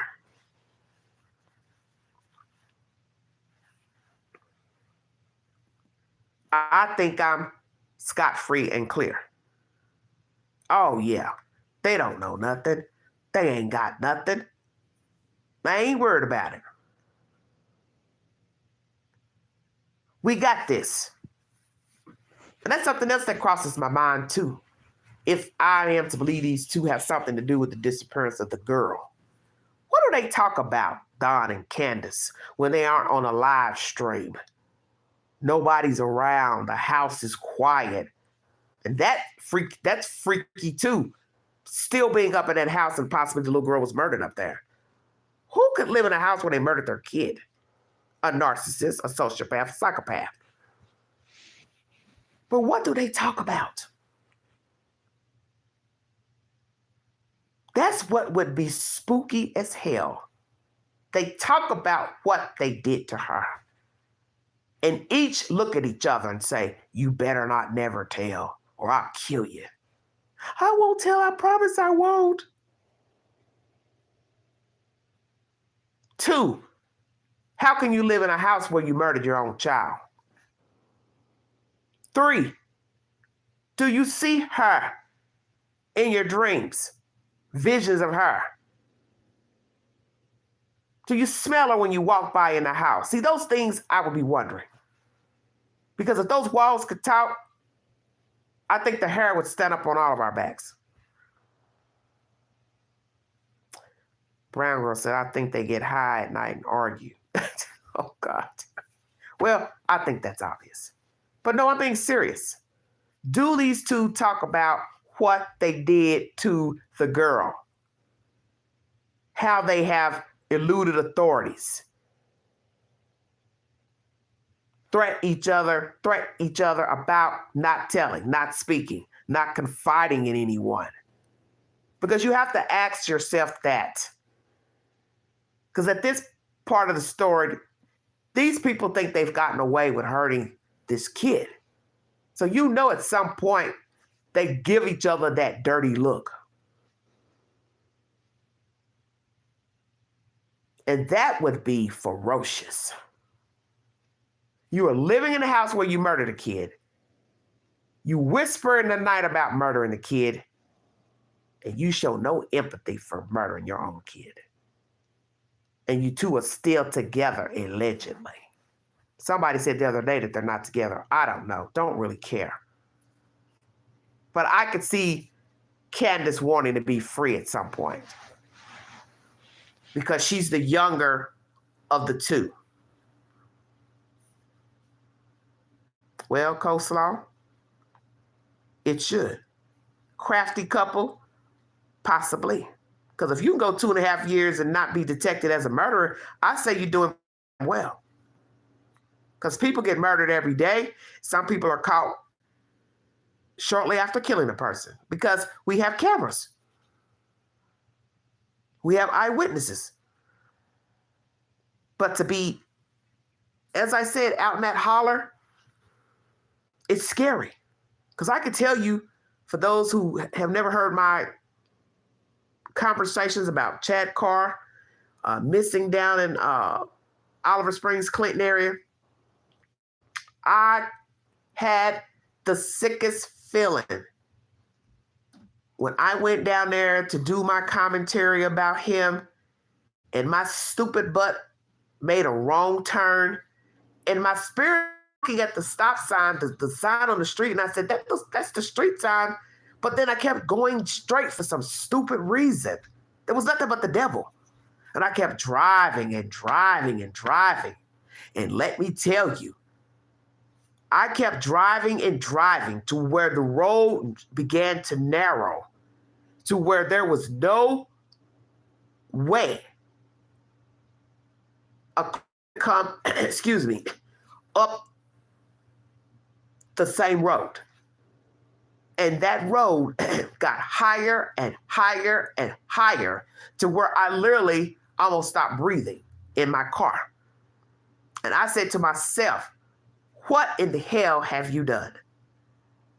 I was up on a ridge, one way in.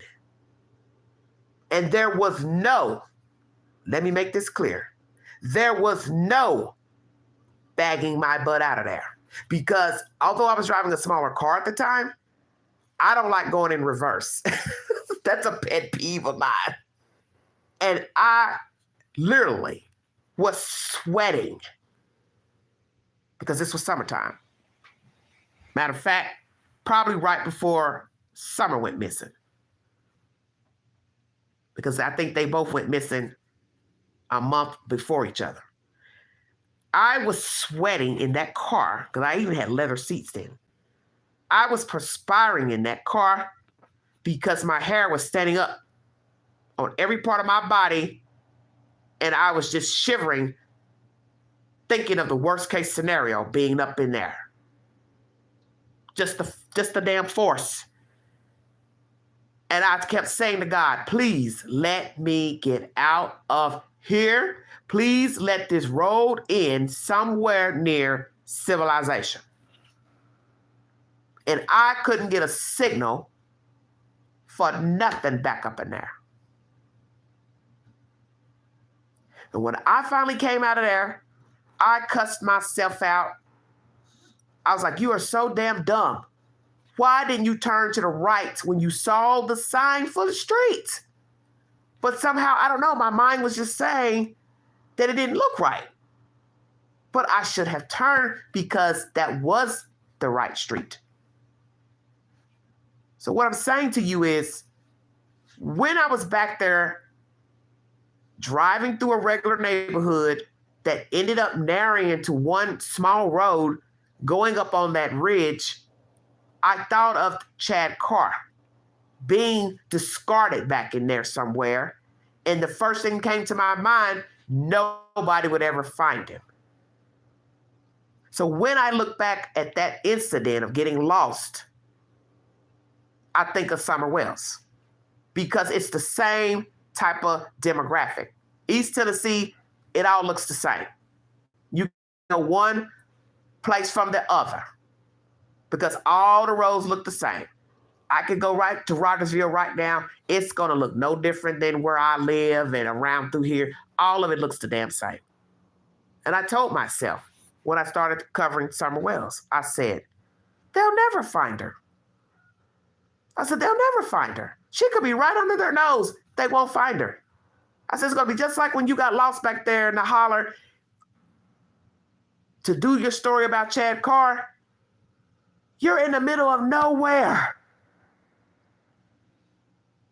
And trust me, it ain't a place you want to get stranded.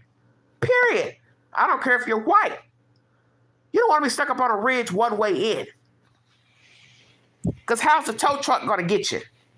He's got to know which direction you're going in order to tow your truck, tow your car. And I'm telling you, there is no rails on the side, which would have been the passenger side, just a drop off. So let's say it was icy, snowy. You would just roll your butt right off a cliff. Very scary. Dawn is Candace's meal ticket, and Dawn keeps her close to make sure she doesn't talk. Whew, stuck with your thoughts and intuition. Yeah, scary. And that's why I said, when the Summer Wells story came along, my memory went back to being on that desolate road. And I think the same about Chad, the same way I think about Summer. They discarded him back up in there some damn where. And I said they did the same to Summer Wells because all of this would mimic Rogersville area. It all looks the damn same. It ain't going to be no difference. You only know the difference because of the GPS registers. But when you're back in the wilderness like that, it's all the same. And the person could be right there in front of you, deceased. You won't even know it. You'd have to smell them. You understand what I'm saying? And you don't know if you're smelling a human versus a deer or a bobcat or something. You don't know. It is. It's very sad. It's sad to think of the things that people do to each other, the way we talk to each other, the way we treat each other, the fact that friends can't get along, family members can't get along, neighbors can't get along. And then you have this situation, the worst case situation, somebody's missing. And you know in your heart, they ain't missing on their own. 5 years old, I don't think she wandered off. Because Boy H said the same thing. Oh, she wouldn't have left from that house. See, he could say those things because he knows them. He's been around the Wells. So that's why I felt like Boy H wasn't making all that stuff up. He knows these people. He know how they navigate. He's hung with them. And he said it. Oh, she would never leave that property. Well, nobody can believe it. And listen, I live here. So I live, less than 2 hours from these people. And it's hard for me to believe that they, I turned my camera on. Sorry about that. It's hard for me to believe, oh Lord, that she's missing. I feel bad for her. Whether she's alive or deceased. I feel bad for her brothers because I don't wish for no child to be in foster care. We have an epidemic of nowhere to put children in the state of Tennessee. We don't have enough housing for foster children. And I don't want any child in foster care. But it is what it is. I mean, what can you do? Nothing. Or maybe H was told to say that. Well, Katie, the one thing you got to think about all the things that Boy H said, it's too much to try to remember. Because he told Chris Dunn, I can't remember 3 weeks, barely remember 3 weeks ago. So for him to just be able to come back with an answer every time he asked him something, because you got to remember something about lying. I don't really know what you're going to ask me. You could call me up and say, hey, I'd like to interview you. I'm going to ask you about that day you were with Candace and the baby.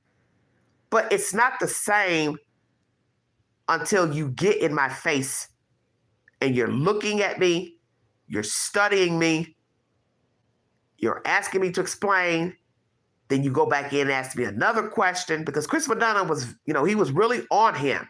He made sure Allie did not answer because he'd say, I don't want your mom to answer. I want you to answer. He wanted to see how he would respond. He wanted to see if he actually had the answer to the question. I know exactly what Chris Madonna was doing. Because he made sure Allie did not speak up on the questions, which rightfully so. She wasn't there. She can't answer. It's a diabolical tale. God knows it is.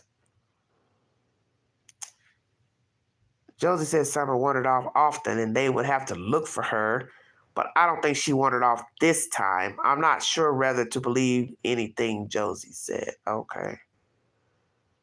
Oh, Jose, excuse me.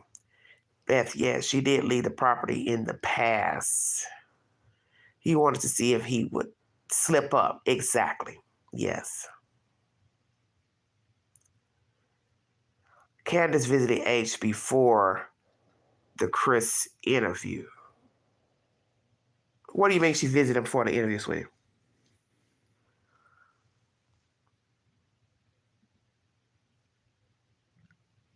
Who told you she visited him before the Chris interview? Well, allegedly people were saying in the chat last night that was her car riding by while they were filming. I don't know if that's true or not, because every time you talk to somebody, it's a different version. And that's why I have a problem with the story. That's why I call it fluff. All you have are versions. You don't have anything concrete of if she came by before, if she was riding by while Chris Madonna was interviewing him. You got to have, once again, a receipt, CCTV footage to say, oh yeah, that was her car. Yeah, she went up and down the street 2 times. But see, Candace already proved that she was doing something she had no business, or done rather. You didn't have any reason to visit Boy H. For what? You worried about that little twisted tea and a vape?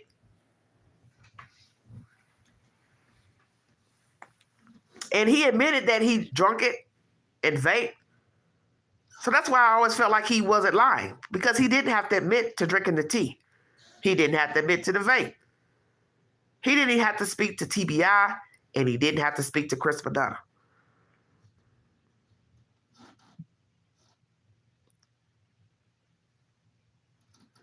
He said Candace came by 2 days after. Yes, he did. But that's my point. Why are you visiting him? Nothing happened, allegedly. So why are you going over there to talk to him? Because she was worried about that drink. She's worried that she would be arrested, because this state will arrest you for contributing to a minor, any type of alcoholic beverage. So what I find strange is, if he told TBI that, that's a charge she should have gotten, was giving him an alcoholic beverage, and he was underage. Why not? So I'm going to ask Ronnie Lawson. So since he's the head knocker up there, why didn't you arrest Candace for giving a minor alcohol and a vaping product? Because the state law is 21 for drinking in Tennessee and 18 years of age, if I'm not mistaken, for smoke products, sir. She may have coached him. Well, my understanding is that he blocked her on Snapchat. He says that to Chris Madonna. He said, oh yeah, I blocked her, because they told me, TBI told me, do not talk to her. Why would she be worried about something so minor when her daughter is missing? See, that's what I'm saying. That's exactly what I'm saying. That's all you're concerned with is a twisted tea. Doesn't even have that much alcohol in it. I'd be exactly more concerned about trying to find my kid. That's why I tell you, this case makes no sense. But that's the point. It's not supposed to. Because 9 times out of 10, it's nefarious in nature. So why would a case make sense about a missing 5-year-old? It's not supposed to make sense, because she's not supposed to be missing.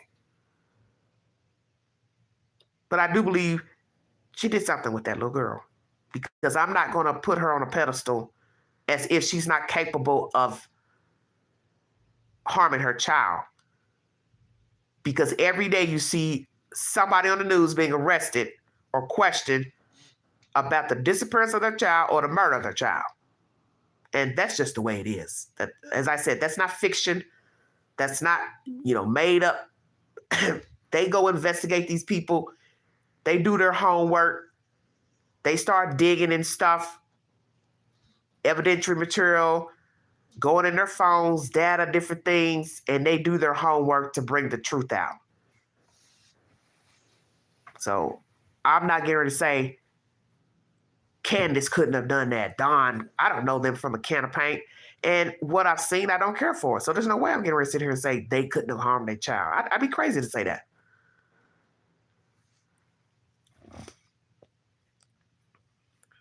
Oh, you said she went there 2 days later to tell H what to say and question him. Yeah, but it didn't work. It didn't work because you see he talked to Chris Madonna later. Her and her mother are the last ones with Summer. And 2.5 years later, you would think Ellie could have cleared them, or at least somebody. It's just insane. Now, you know what? That's a damn good statement. Why have they not cleared them? Very good point. Because you have yet to bring us the 911 call from her to the dispatcher. You have not shown any CCTV footage showing them in an automobile or getting out shopping. Why not? and you have not said, for now, we're putting the case on the back burner. We don't have an update.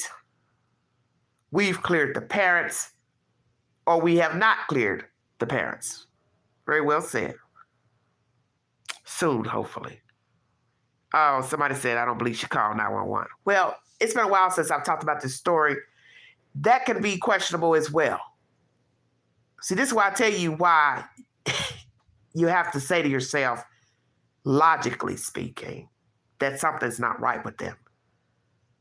I'm going to call my husband, I believe it was through Messenger, to let him know I can't find the girl child. And then he's the one that makes the call or so to 911. That's bullshit. So you telling me Wi-Fi can work, but direct calling cannot? Most calls can be linked, if I'm not mistaken, to Wi-Fi, because I know my phone does it, even though I'm in the city limits, but it'll say Wi-Fi calling. And I'm calling directly through the phone service itself. Now, naturally, I don't live out in the holler, but you still, if you had any sense, you would still try calling 911 anyway, because your child's missing.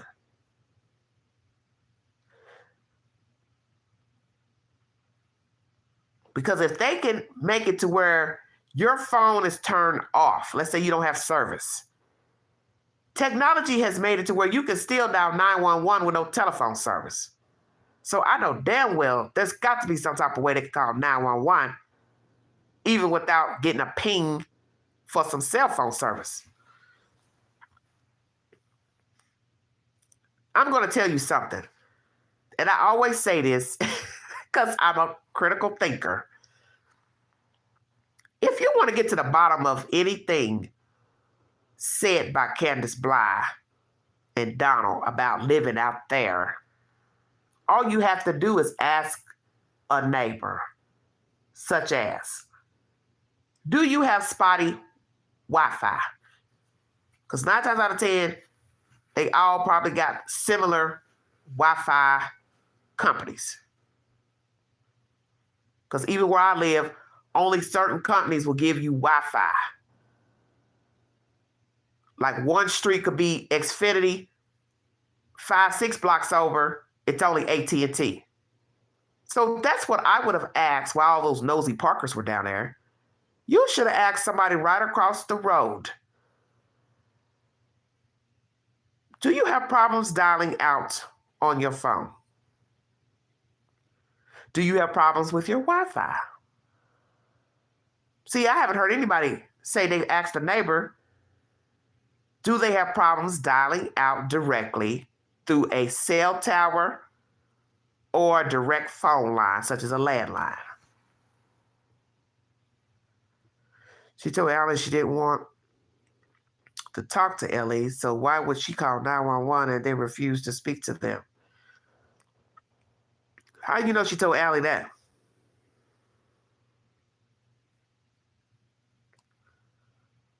Kozal says mine does automatically also, and it's prepaid phone.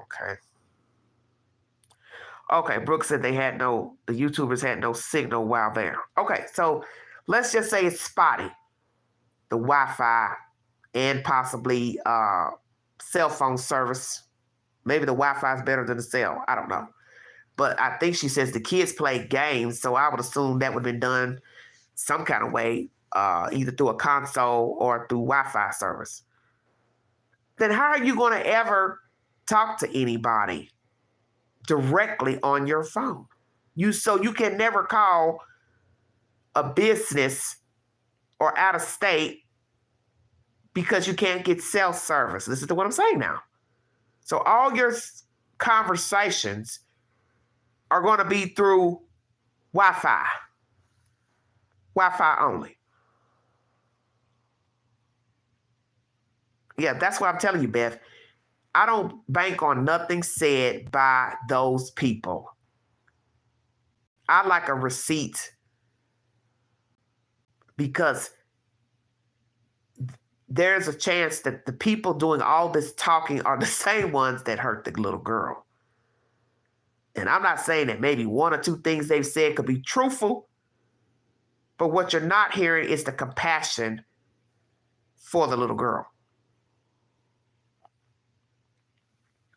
Somebody said she called 911 a few times before. Well, and that's the whole point. How did they call 911 when they were fighting? Bingo card. I'm glad somebody in the chat said that, because I think I mentioned that years ago. I said, wait a minute. The police has been out there. So somebody has access to 911. How is the police coming when they all got in that argument with Jose? Remember all that? Grandma and all them were fighting. Somebody called. Somebody got service. So this is why I keep telling you, you can't keep repeating this stuff that they say. You can't keep believing that stuff. Brooke says they're all lies. Yes, it's true. Ellie has already proved herself to be a liar. Okay. She said the phone didn't work on the 15th, but she called 911 after on Dawn and her phone worked fine. That's my point, Debbie. That's why I tell you, a lot of things I don't dwell on with the Summer Wells case because I just don't talk about it. But when you start talking about it, as which we're doing now, and you all start bringing up old stuff that I haven't even thought about, it brings all that back to me. Wait a minute. You all have been dealing with 911 for a while up there on Ben Hill Road. So how's it all of a sudden when it's a dire emergency, you can't call 911 about your child, but you can get a hold of a dispatcher when you two are fighting and fussing and he's drunk?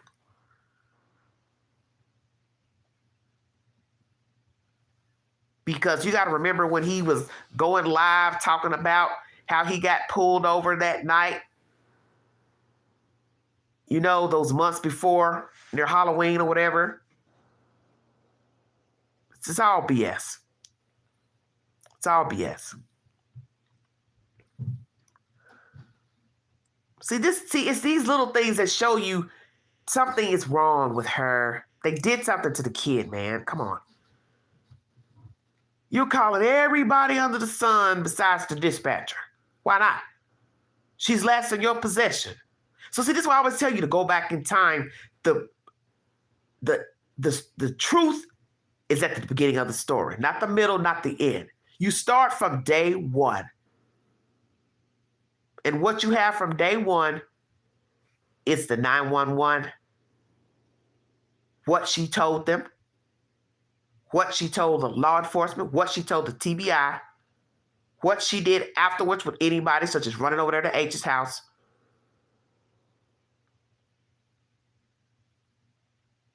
Taking too long to do the lie detector test. Allegedly, she passed it after 3 days. See, all that gives you a synopsis of what happened to Summer. It's too much stalling for people that's supposed to love their kid and want to find her. Yes, and they don't remember anything on that day, but remember everything else. Exactly. Very good point. Her Facebook Messenger worked fine, according to Don, while he drove home. Yes, and we all remember that. Because allegedly he was talking to her while driving, if I'm not mistaken. So that's why I said, so you got good Wi-Fi, but you got poor cell service. Deception Detector says that we should only take information from their first interview, as everything after that is them filling in the plot holes we all pointed out. Well, as I've said before, everything you need to know is at the beginning of a story. That's just really common sense. You don't ever jump to the middle of the book. You don't jump to the end of the book. You start with the beginning because that's where your core information is, at the beginning. So your beginning is what the person did that day, where the person went that day, what happened when they got back to their domain. We don't have that information. What we have is an alleged call. We don't even have the recall verbatim of what she said to the dispatcher, but I tell people the day they release it, it may be very resourceful to hear her tone or hear his tone, what was said and what wasn't said. Because as we've learned with true crime, you can gather a lot about a story about what was not said.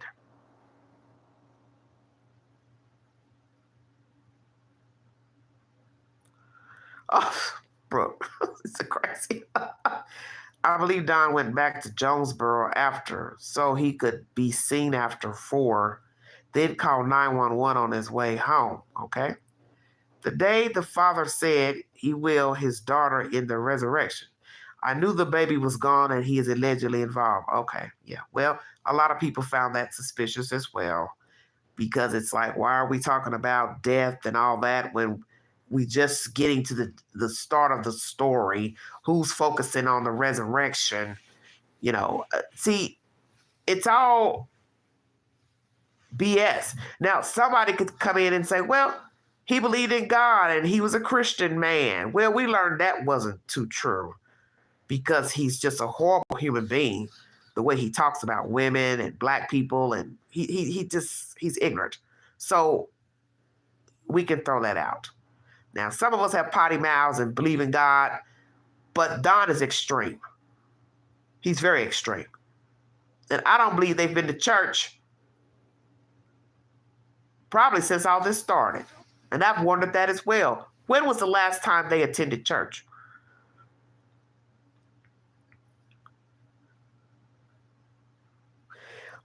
Somebody says, I think Don was home and possibly went back too.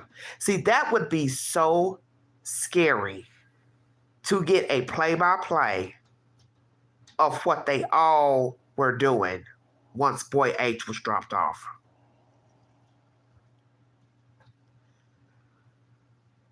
Yeah, well, everybody has a crutch. Drugs, alcohol, gambling, codependency, thumping the Bible, quoting Bible scriptures. It's just easy to do that. The Lord said this, Job said this. Anybody can do that. Candace said, lured off. Seems like only the brothers could do that in a few minutes. What do you mean? G-Reen. I thought the church was distancing themselves from the Wells. Well, they probably have now.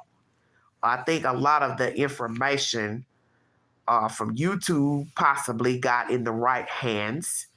And they probably realized, hey, we've been congregating with these people, their children. We really don't know them. And I'm sure hearing all the allegations of the SA, the drinking, the getting high, the past relationships with their children, being in foster care, that would possibly rub some people the wrong way.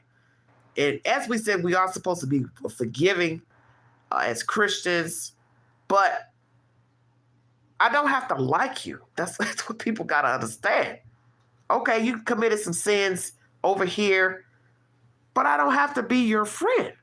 The Bible, there's nowhere in the Bible where God tells me I have to be your friend. That's not in the scripture. That's why I tell you, people misconstrue the Bible. He told me to forgive you. He didn't tell me to go back and hang with you. That's not in the scripture. And that's where people get it misconstrued. Oh, you're not talking to her? You're not talking to him? Oh, that's not Christian-like. No. I'm not trying to be a fool forever. Those people are not obligated to be around these people.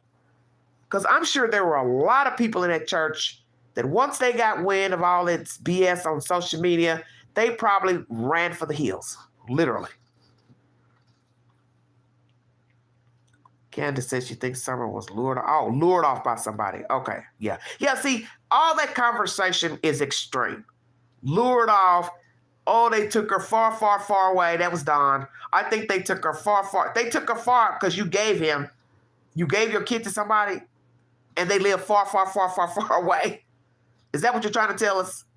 See, I always tell people to listen to the conversation because sometimes people are telling you actually what happened without telling you what happened. I think they went far, far, far away. Doesn't that sound like a 5-year-old talking? Yes, discernment. And there was something with Robin too that I didn't care for. Because I felt like she was playing a role in this nonsense that she didn't have to play. I felt like she was too old to be a part of this shenanigans. And she should have said to herself, I'm going to do the Christian thing and, try to support you. But this other stuff you're doing on YouTube, I can't condone that. See, I would have been honest with them. Because my thing is, you don't owe anybody anything. And a lot of people are just afraid to tell people how they feel. And that's what I couldn't understand about Robin. The more and more the story got wicked and wicked and wicked, she still kept hanging around, taking photographs. And I just thought, why are you taking photographs with these people? And they've been on social media acting a donkey's ass. And I just couldn't understand her. I just couldn't understand her motivation.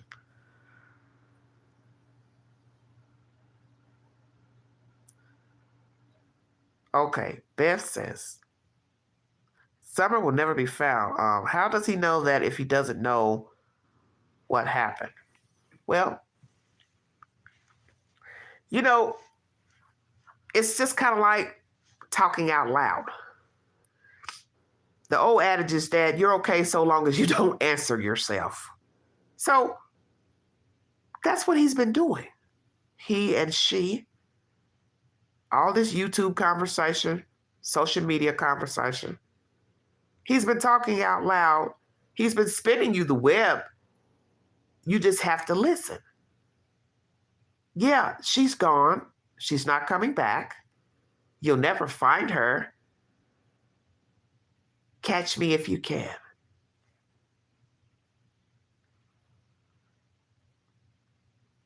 That's what my sensory tells me.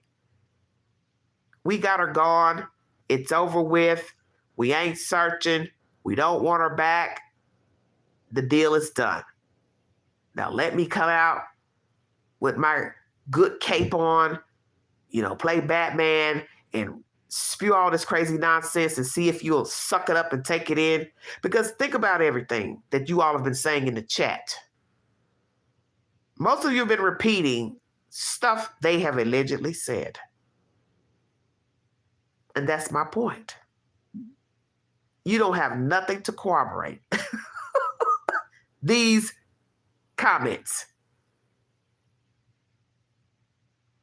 Nothing, no way. And they know that. That was the purpose of spinning it to YouTube in the first place.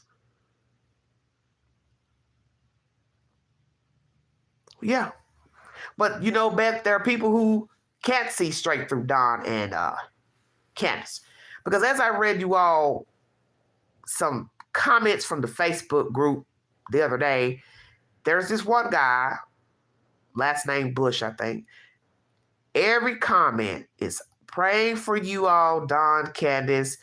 Your little girl comes home to you, blah, blah, blah. And I just thought, what universe is this guy in or on? If Summer was found alive right now, she ain't going back to them. Yes, it would be a miracle. It would be wonderful news to know the child is safe. And we're praying that she hasn't been abused. But she's not going back to them. And then we still be worried that the next set of people get her and take good care of her. She was fish food. I was done. Who says that about their 5-year-old missing daughter? What do you mean? In what context did he say she was fish food? I'm getting more upset, but thankful you are back. You're welcome. Their supporters are just like them too. Exactly. That's what I've been trying to tell people from day one when I started talking about this case and I started seeing the behavior of the father, because he was doing more talking than Candace in the beginning. I told myself, I said, something's not right here. This aloofness from the mother, not rallying for her kid, everybody and their mama coming out rallying for this kid. They're not out visually saying anything. Well, that's the same behavior that the West exhibit for the two little black boys, okay? Out in California. It's the same thing, the same MO. I talked to the news one time. Trezell, the wife, she's swaying back and forth like a dodo bird. After that, you don't hear another peep out of them.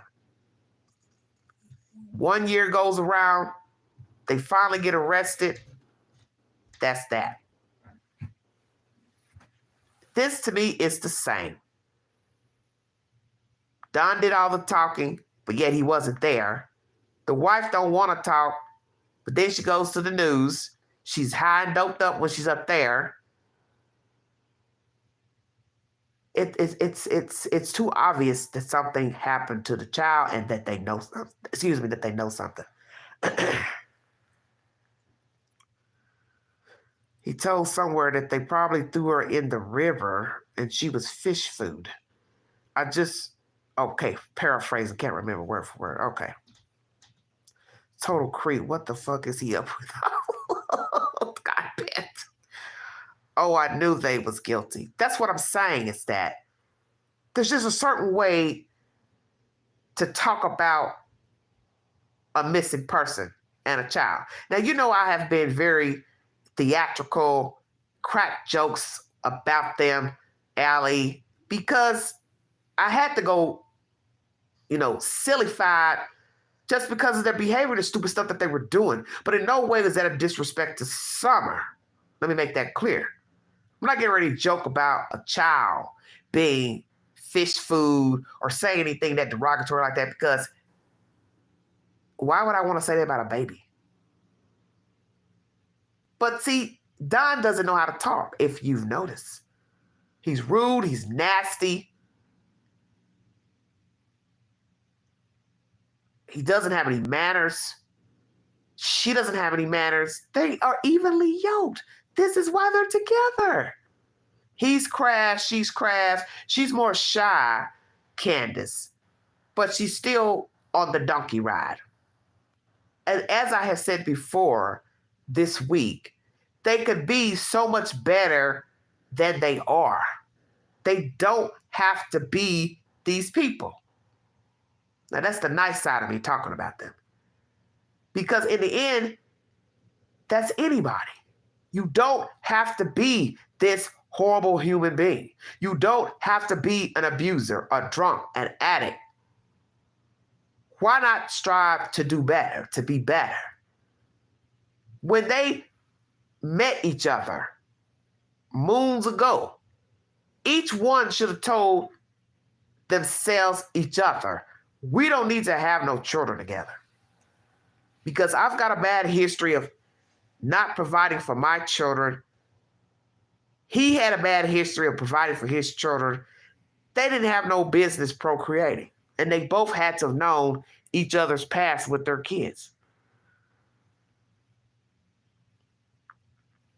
I wonder if the parents talk so terrible about Summer because of guilty knowledge.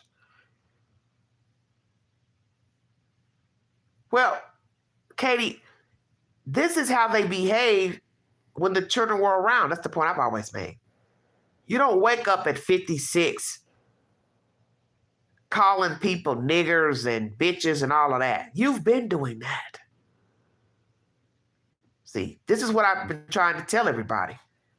When you see people acting like this, when people are missing or dead, and they start coming out of bag with all that cussing and talking crazy and wanting to punch the camera people, that's who they are. It ain't no stress and, I'm under a lot of duress and I just feel bad. No. You are just violent. You don't have any manners. You don't have any impulse control. You have a mental problem. You need to seek a doctor, get some meds. Both of them need to be in deep counseling, preferably by a pastor, and they need to possibly be damn medicated. Probably need to be shocked as well, or a good ass whooping if they killed that baby. Donnie makes good money, and look how they and the children living. Yeah, it's bad. Poor Summer had a cold hot dog for breakfast that day. Oh, Lord. It's all insane to me. Where did you hear that she had a cold hot dog?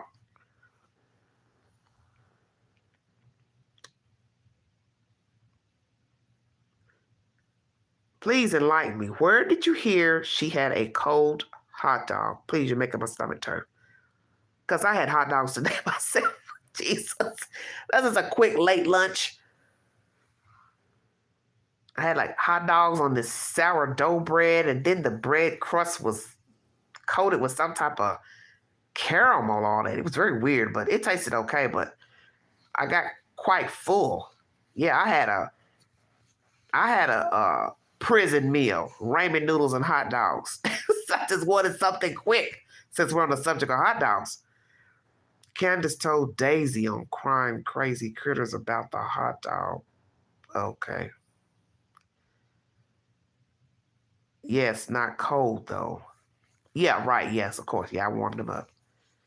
Well, see, if I am to believe that, because as I said, you don't know what to believe, it just goes to show there's no love. There's no care. You couldn't have given the daughter at least some toast with a piece of bacon or a hot pocket or something. You understand what I'm saying? Or what you call those little strudel things you put in the toaster. Just give your kids something to warm their belly. Somebody said she only mentioned the hot dog after everyone pointed out that Summer hadn't eaten all day. Okay. I don't believe she had a cold hot dog. Candace just said that on her Creators Live because people were questioning what Summer had to eat that day. So you think, okay, so what you all are saying is you think she ad-libbed, may have done that. That's what I'm saying. I can't take into stock nothing they have said because in the end, that's really all most of you have to bring pertaining to the Summer Wells case is stuff that they have said. And I just can't pocket all that in my brain when I think in my spirit they killed the little girl. I'm just going to say it. I think they killed Summer Wells. I'm going to say it out loud. I don't have to sugarcoat it. If I'm wrong, then I'm wrong. But I believe they hurt the girl for whatever reason. And as I said in my live earlier, the motive really doesn't matter. I don't dwell on the CPS visit or they were looking for them because all of that to me is nonsense. You don't have any business murdering a baby. You have no business selling a baby. You have no business selling your child for 2 hours for sexual purposes. I've heard it all because there's other nasty beings that do this type of shit with their kids. The point is she ain't here. And it's too risky to hide her out. For what? You don't know the day she might try to break out, crawl out of a window. Now you got to explain why she was held hostage in your house. Summer Wells was a hot ticket 2.5 years ago. You would have to have been a fool to have possession of that little girl. You would have to hope that they wouldn't come back and throw a damn grenade in your damn house and blow your damn house up trying to get you out of there. Hell no. Hell no.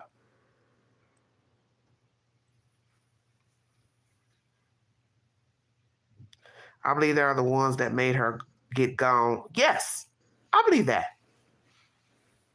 And that's why I tell people, if you know the stats of missing children, dead children, the stats of filicide in this country, it's the parents who killed the kids. It's not some random person. We've discussed this 1,000 times on my network. This is why I always bring you statistics instead of just talking about murder. I bring you stats. It's no different than a woman being killed. The rate is high that she knew her attacker. Are there random crimes? Of course. Robbery, break-ins, they kill a person, shoot the person. But a majority of the cases of missing women, missing girls, murdered women, girls, they knew their killer.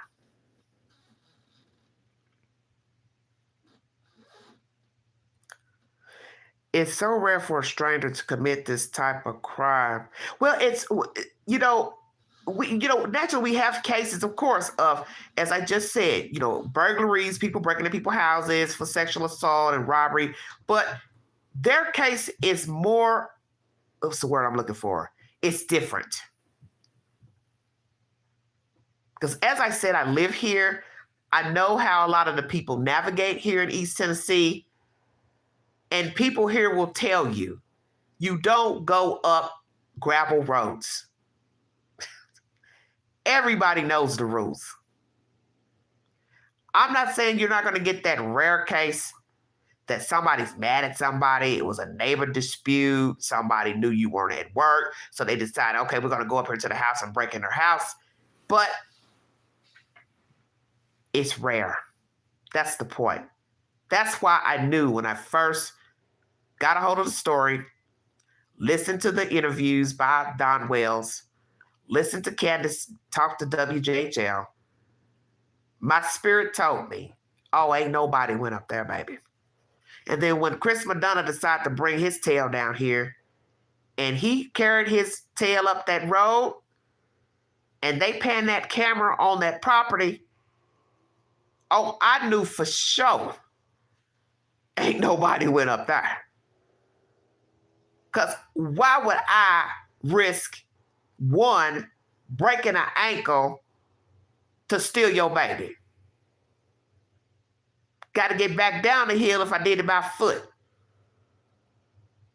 If I drove my car, you got to hear me, and I got to risk turning out my damn vehicle, my oil pan, to steal your kid?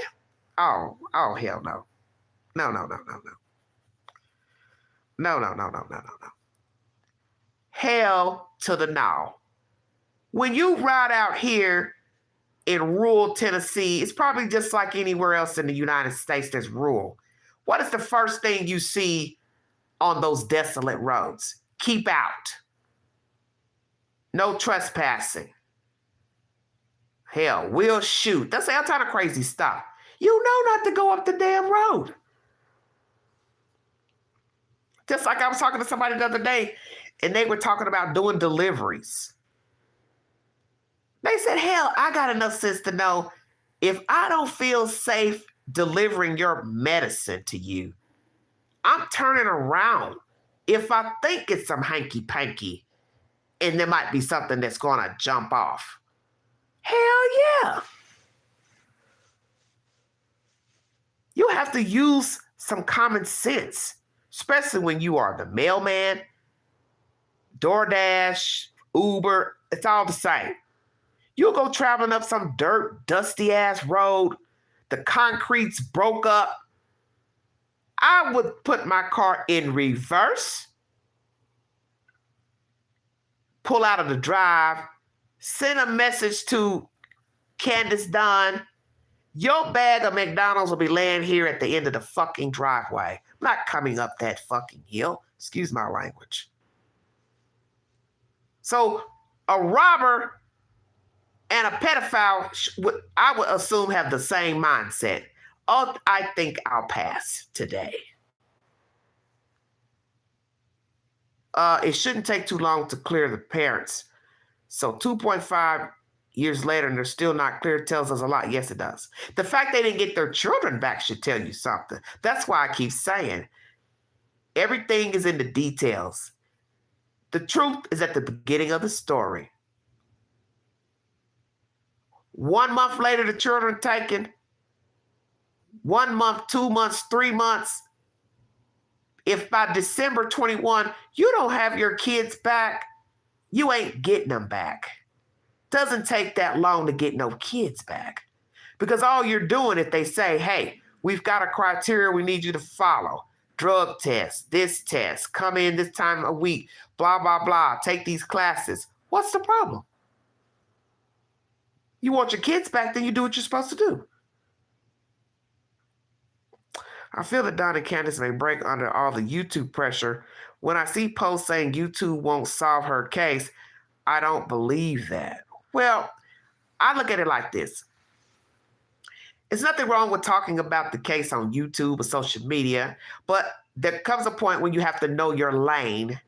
And the things that a lot of people have done, in my opinion, has not been kosher in trying to get them to talk and tell on themselves. Because I'm just going to be truthful. All that boots on the ground that year, those are ways to get yourself killed.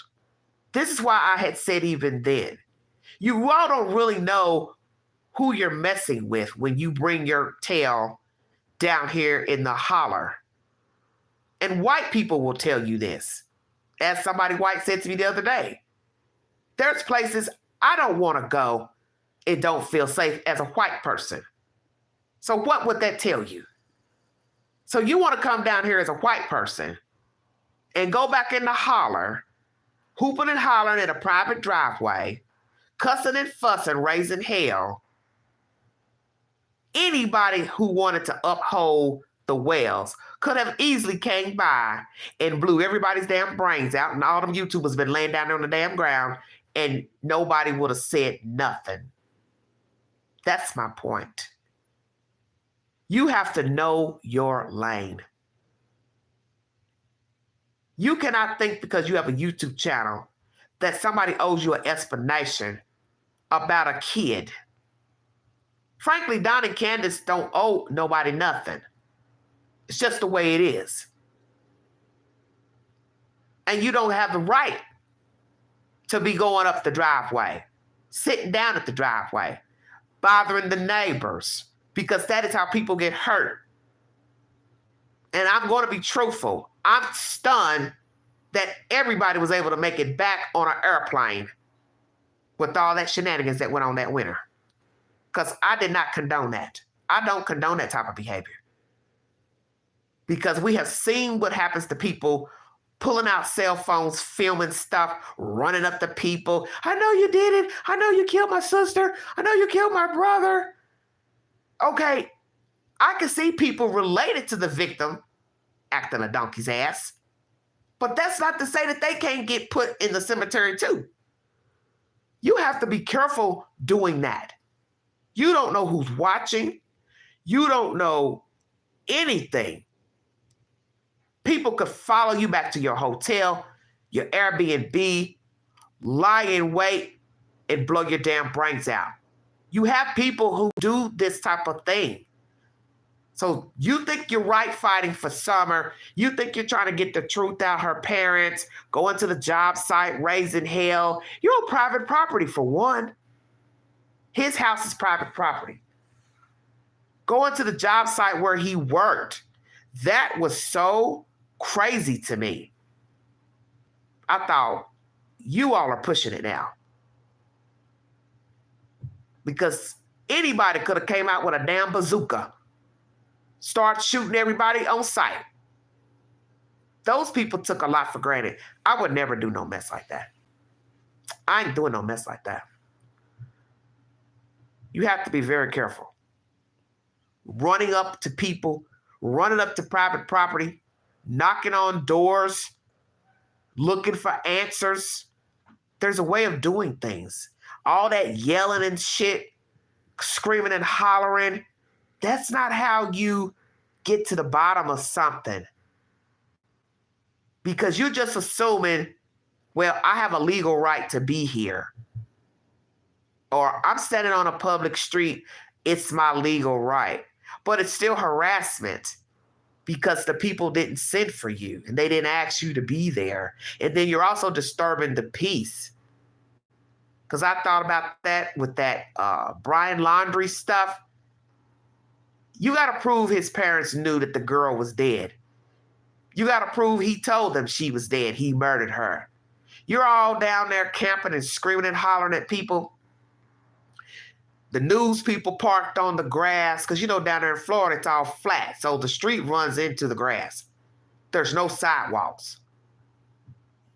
Nobody gave two F's about the neighbors. their peace of mind, blocking the street so they could get to and fro. You got to be respectful of other people because in the end, those neighbors of the laundries, they didn't sign up for that. They don't got nothing to do with what their son allegedly did to that girl. They don't know no more than anybody else. So why should they have to pay the piper because you want to get the news story out or you're a YouTuber and you want to come down there and scream and holler and stuff? I don't, it's just a way of doing things. Sometimes it's best to do things a different way.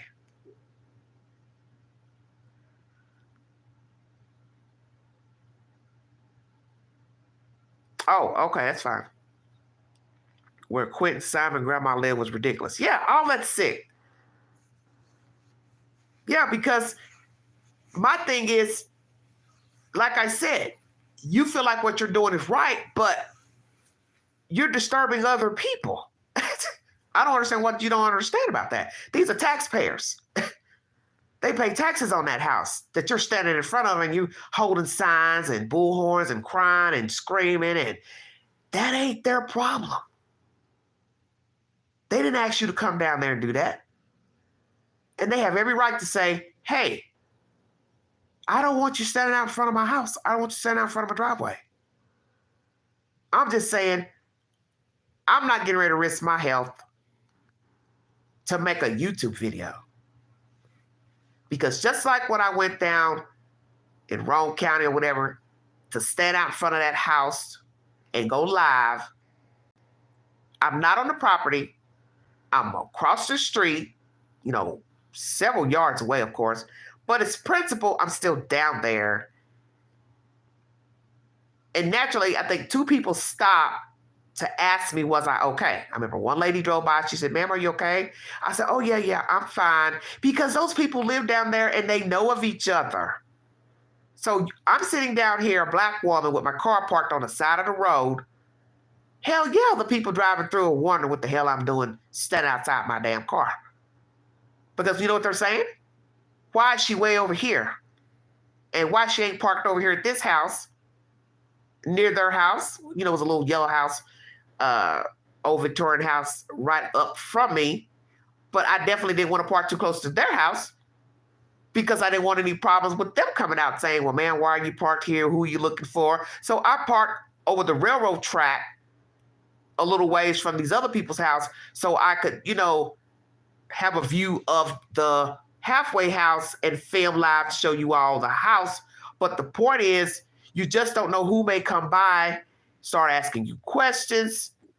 You might get you some old redneck hillbillies that want to play some little reindeer games with me. See, you don't know.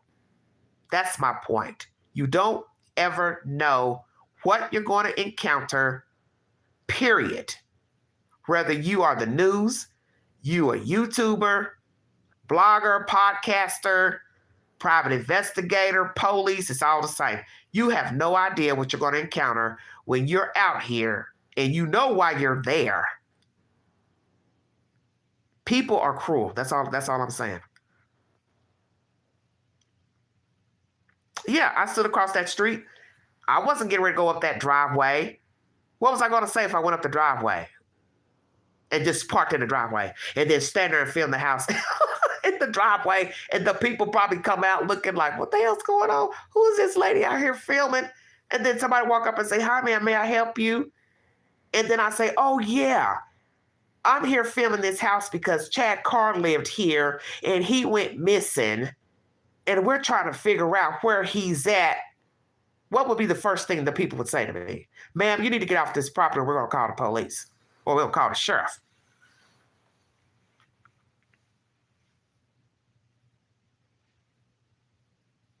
There's a Summer Wells Army. Yeah, I'm just saying you have to be careful. Well, I'm almost 2 hours and 40 minutes in. Didn't know I was going to run this long. And I thank you all for sitting here late night in the dark with the queen, because that's what I decided to do, just film in the dark. It's more peaceful to go live when it's dark and just I can think better during the live stream. But I pray that we get answers for this baby girl. I pray that no other girl child or boy child ever has to be in a house where it's disruption and chaos because as I read, information today on filicide, those are the qualities that usually leads people, mothers and fathers, to murder their children. They're doped up, they're on drugs, they've got mental problems, they're bitter, they're angry, they're vengeful, and no child deserves to be in a household where people don't regard them. And sadly, we have a lot of unstable people having babies. You see and hear the stories every day of children being abused, assaulted, and it's not their fault. And I feel bad for these kids. Even if we find out Summer Wells is no longer alive, I still would mourn for her as a child, that she didn't get to get a full life. She didn't get to see her full potential. I still feel bad for her brothers because we don't know if they're separated. We don't know if they're all in the same house together. And let me tell you, it's already trying to go into foster care, number one.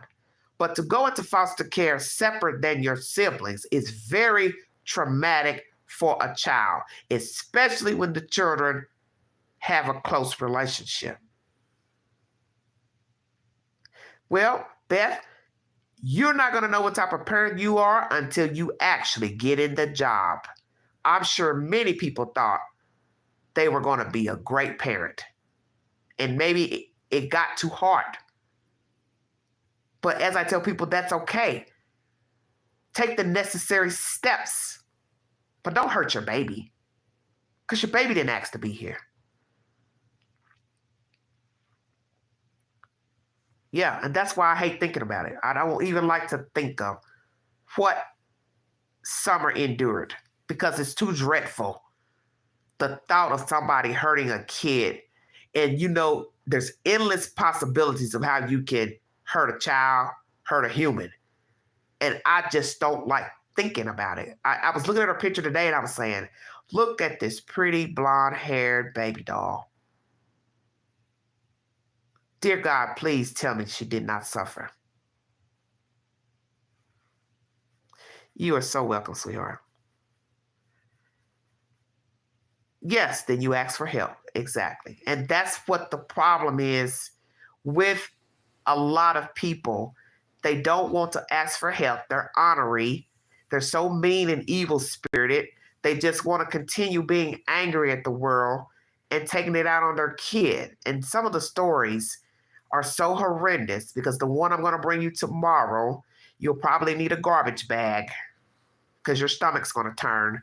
But I'm going to bring the story anyway, because it needs to be told, about a young girl assaulted by her father. I'm going to bring that story, I guess, tomorrow. But these kids need voices, and these brothers need voices. They need people to know they are loved too, that we think about them too. They are part of Summer. No matter how the parents treated them,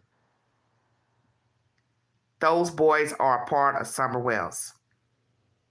And they deserve the best life that they can get.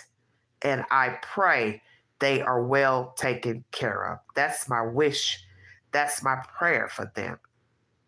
I want to thank you all for joining me. God bless all of you. Merry Christmas. Only a few more days. Santa will be coming down the chimney. Be safe. Make sure somebody picks up your packages if you're not home. Don't throw away boxes outside. Ask to show people what you've purchased. Be careful what you post to social media with your gifts. Late night shopping, please take other people with you, ladies. Be aware of your surroundings. Don't take too many bags out of the store, because that's dangerous as well. There'll be people watching you to snatch your purse and your bags. Please, please, please be careful. And also be careful purchasing gift cards. If I were you, I'd bypass the gift card, because they have scams with the gift cards, with the money already taken off the cards and everything. So you might just want to give people the money or buy them the gift directly. If you'd like to donate to this great network, $BigAngie129 Cash App, stickers and chats are always welcome during the live stream.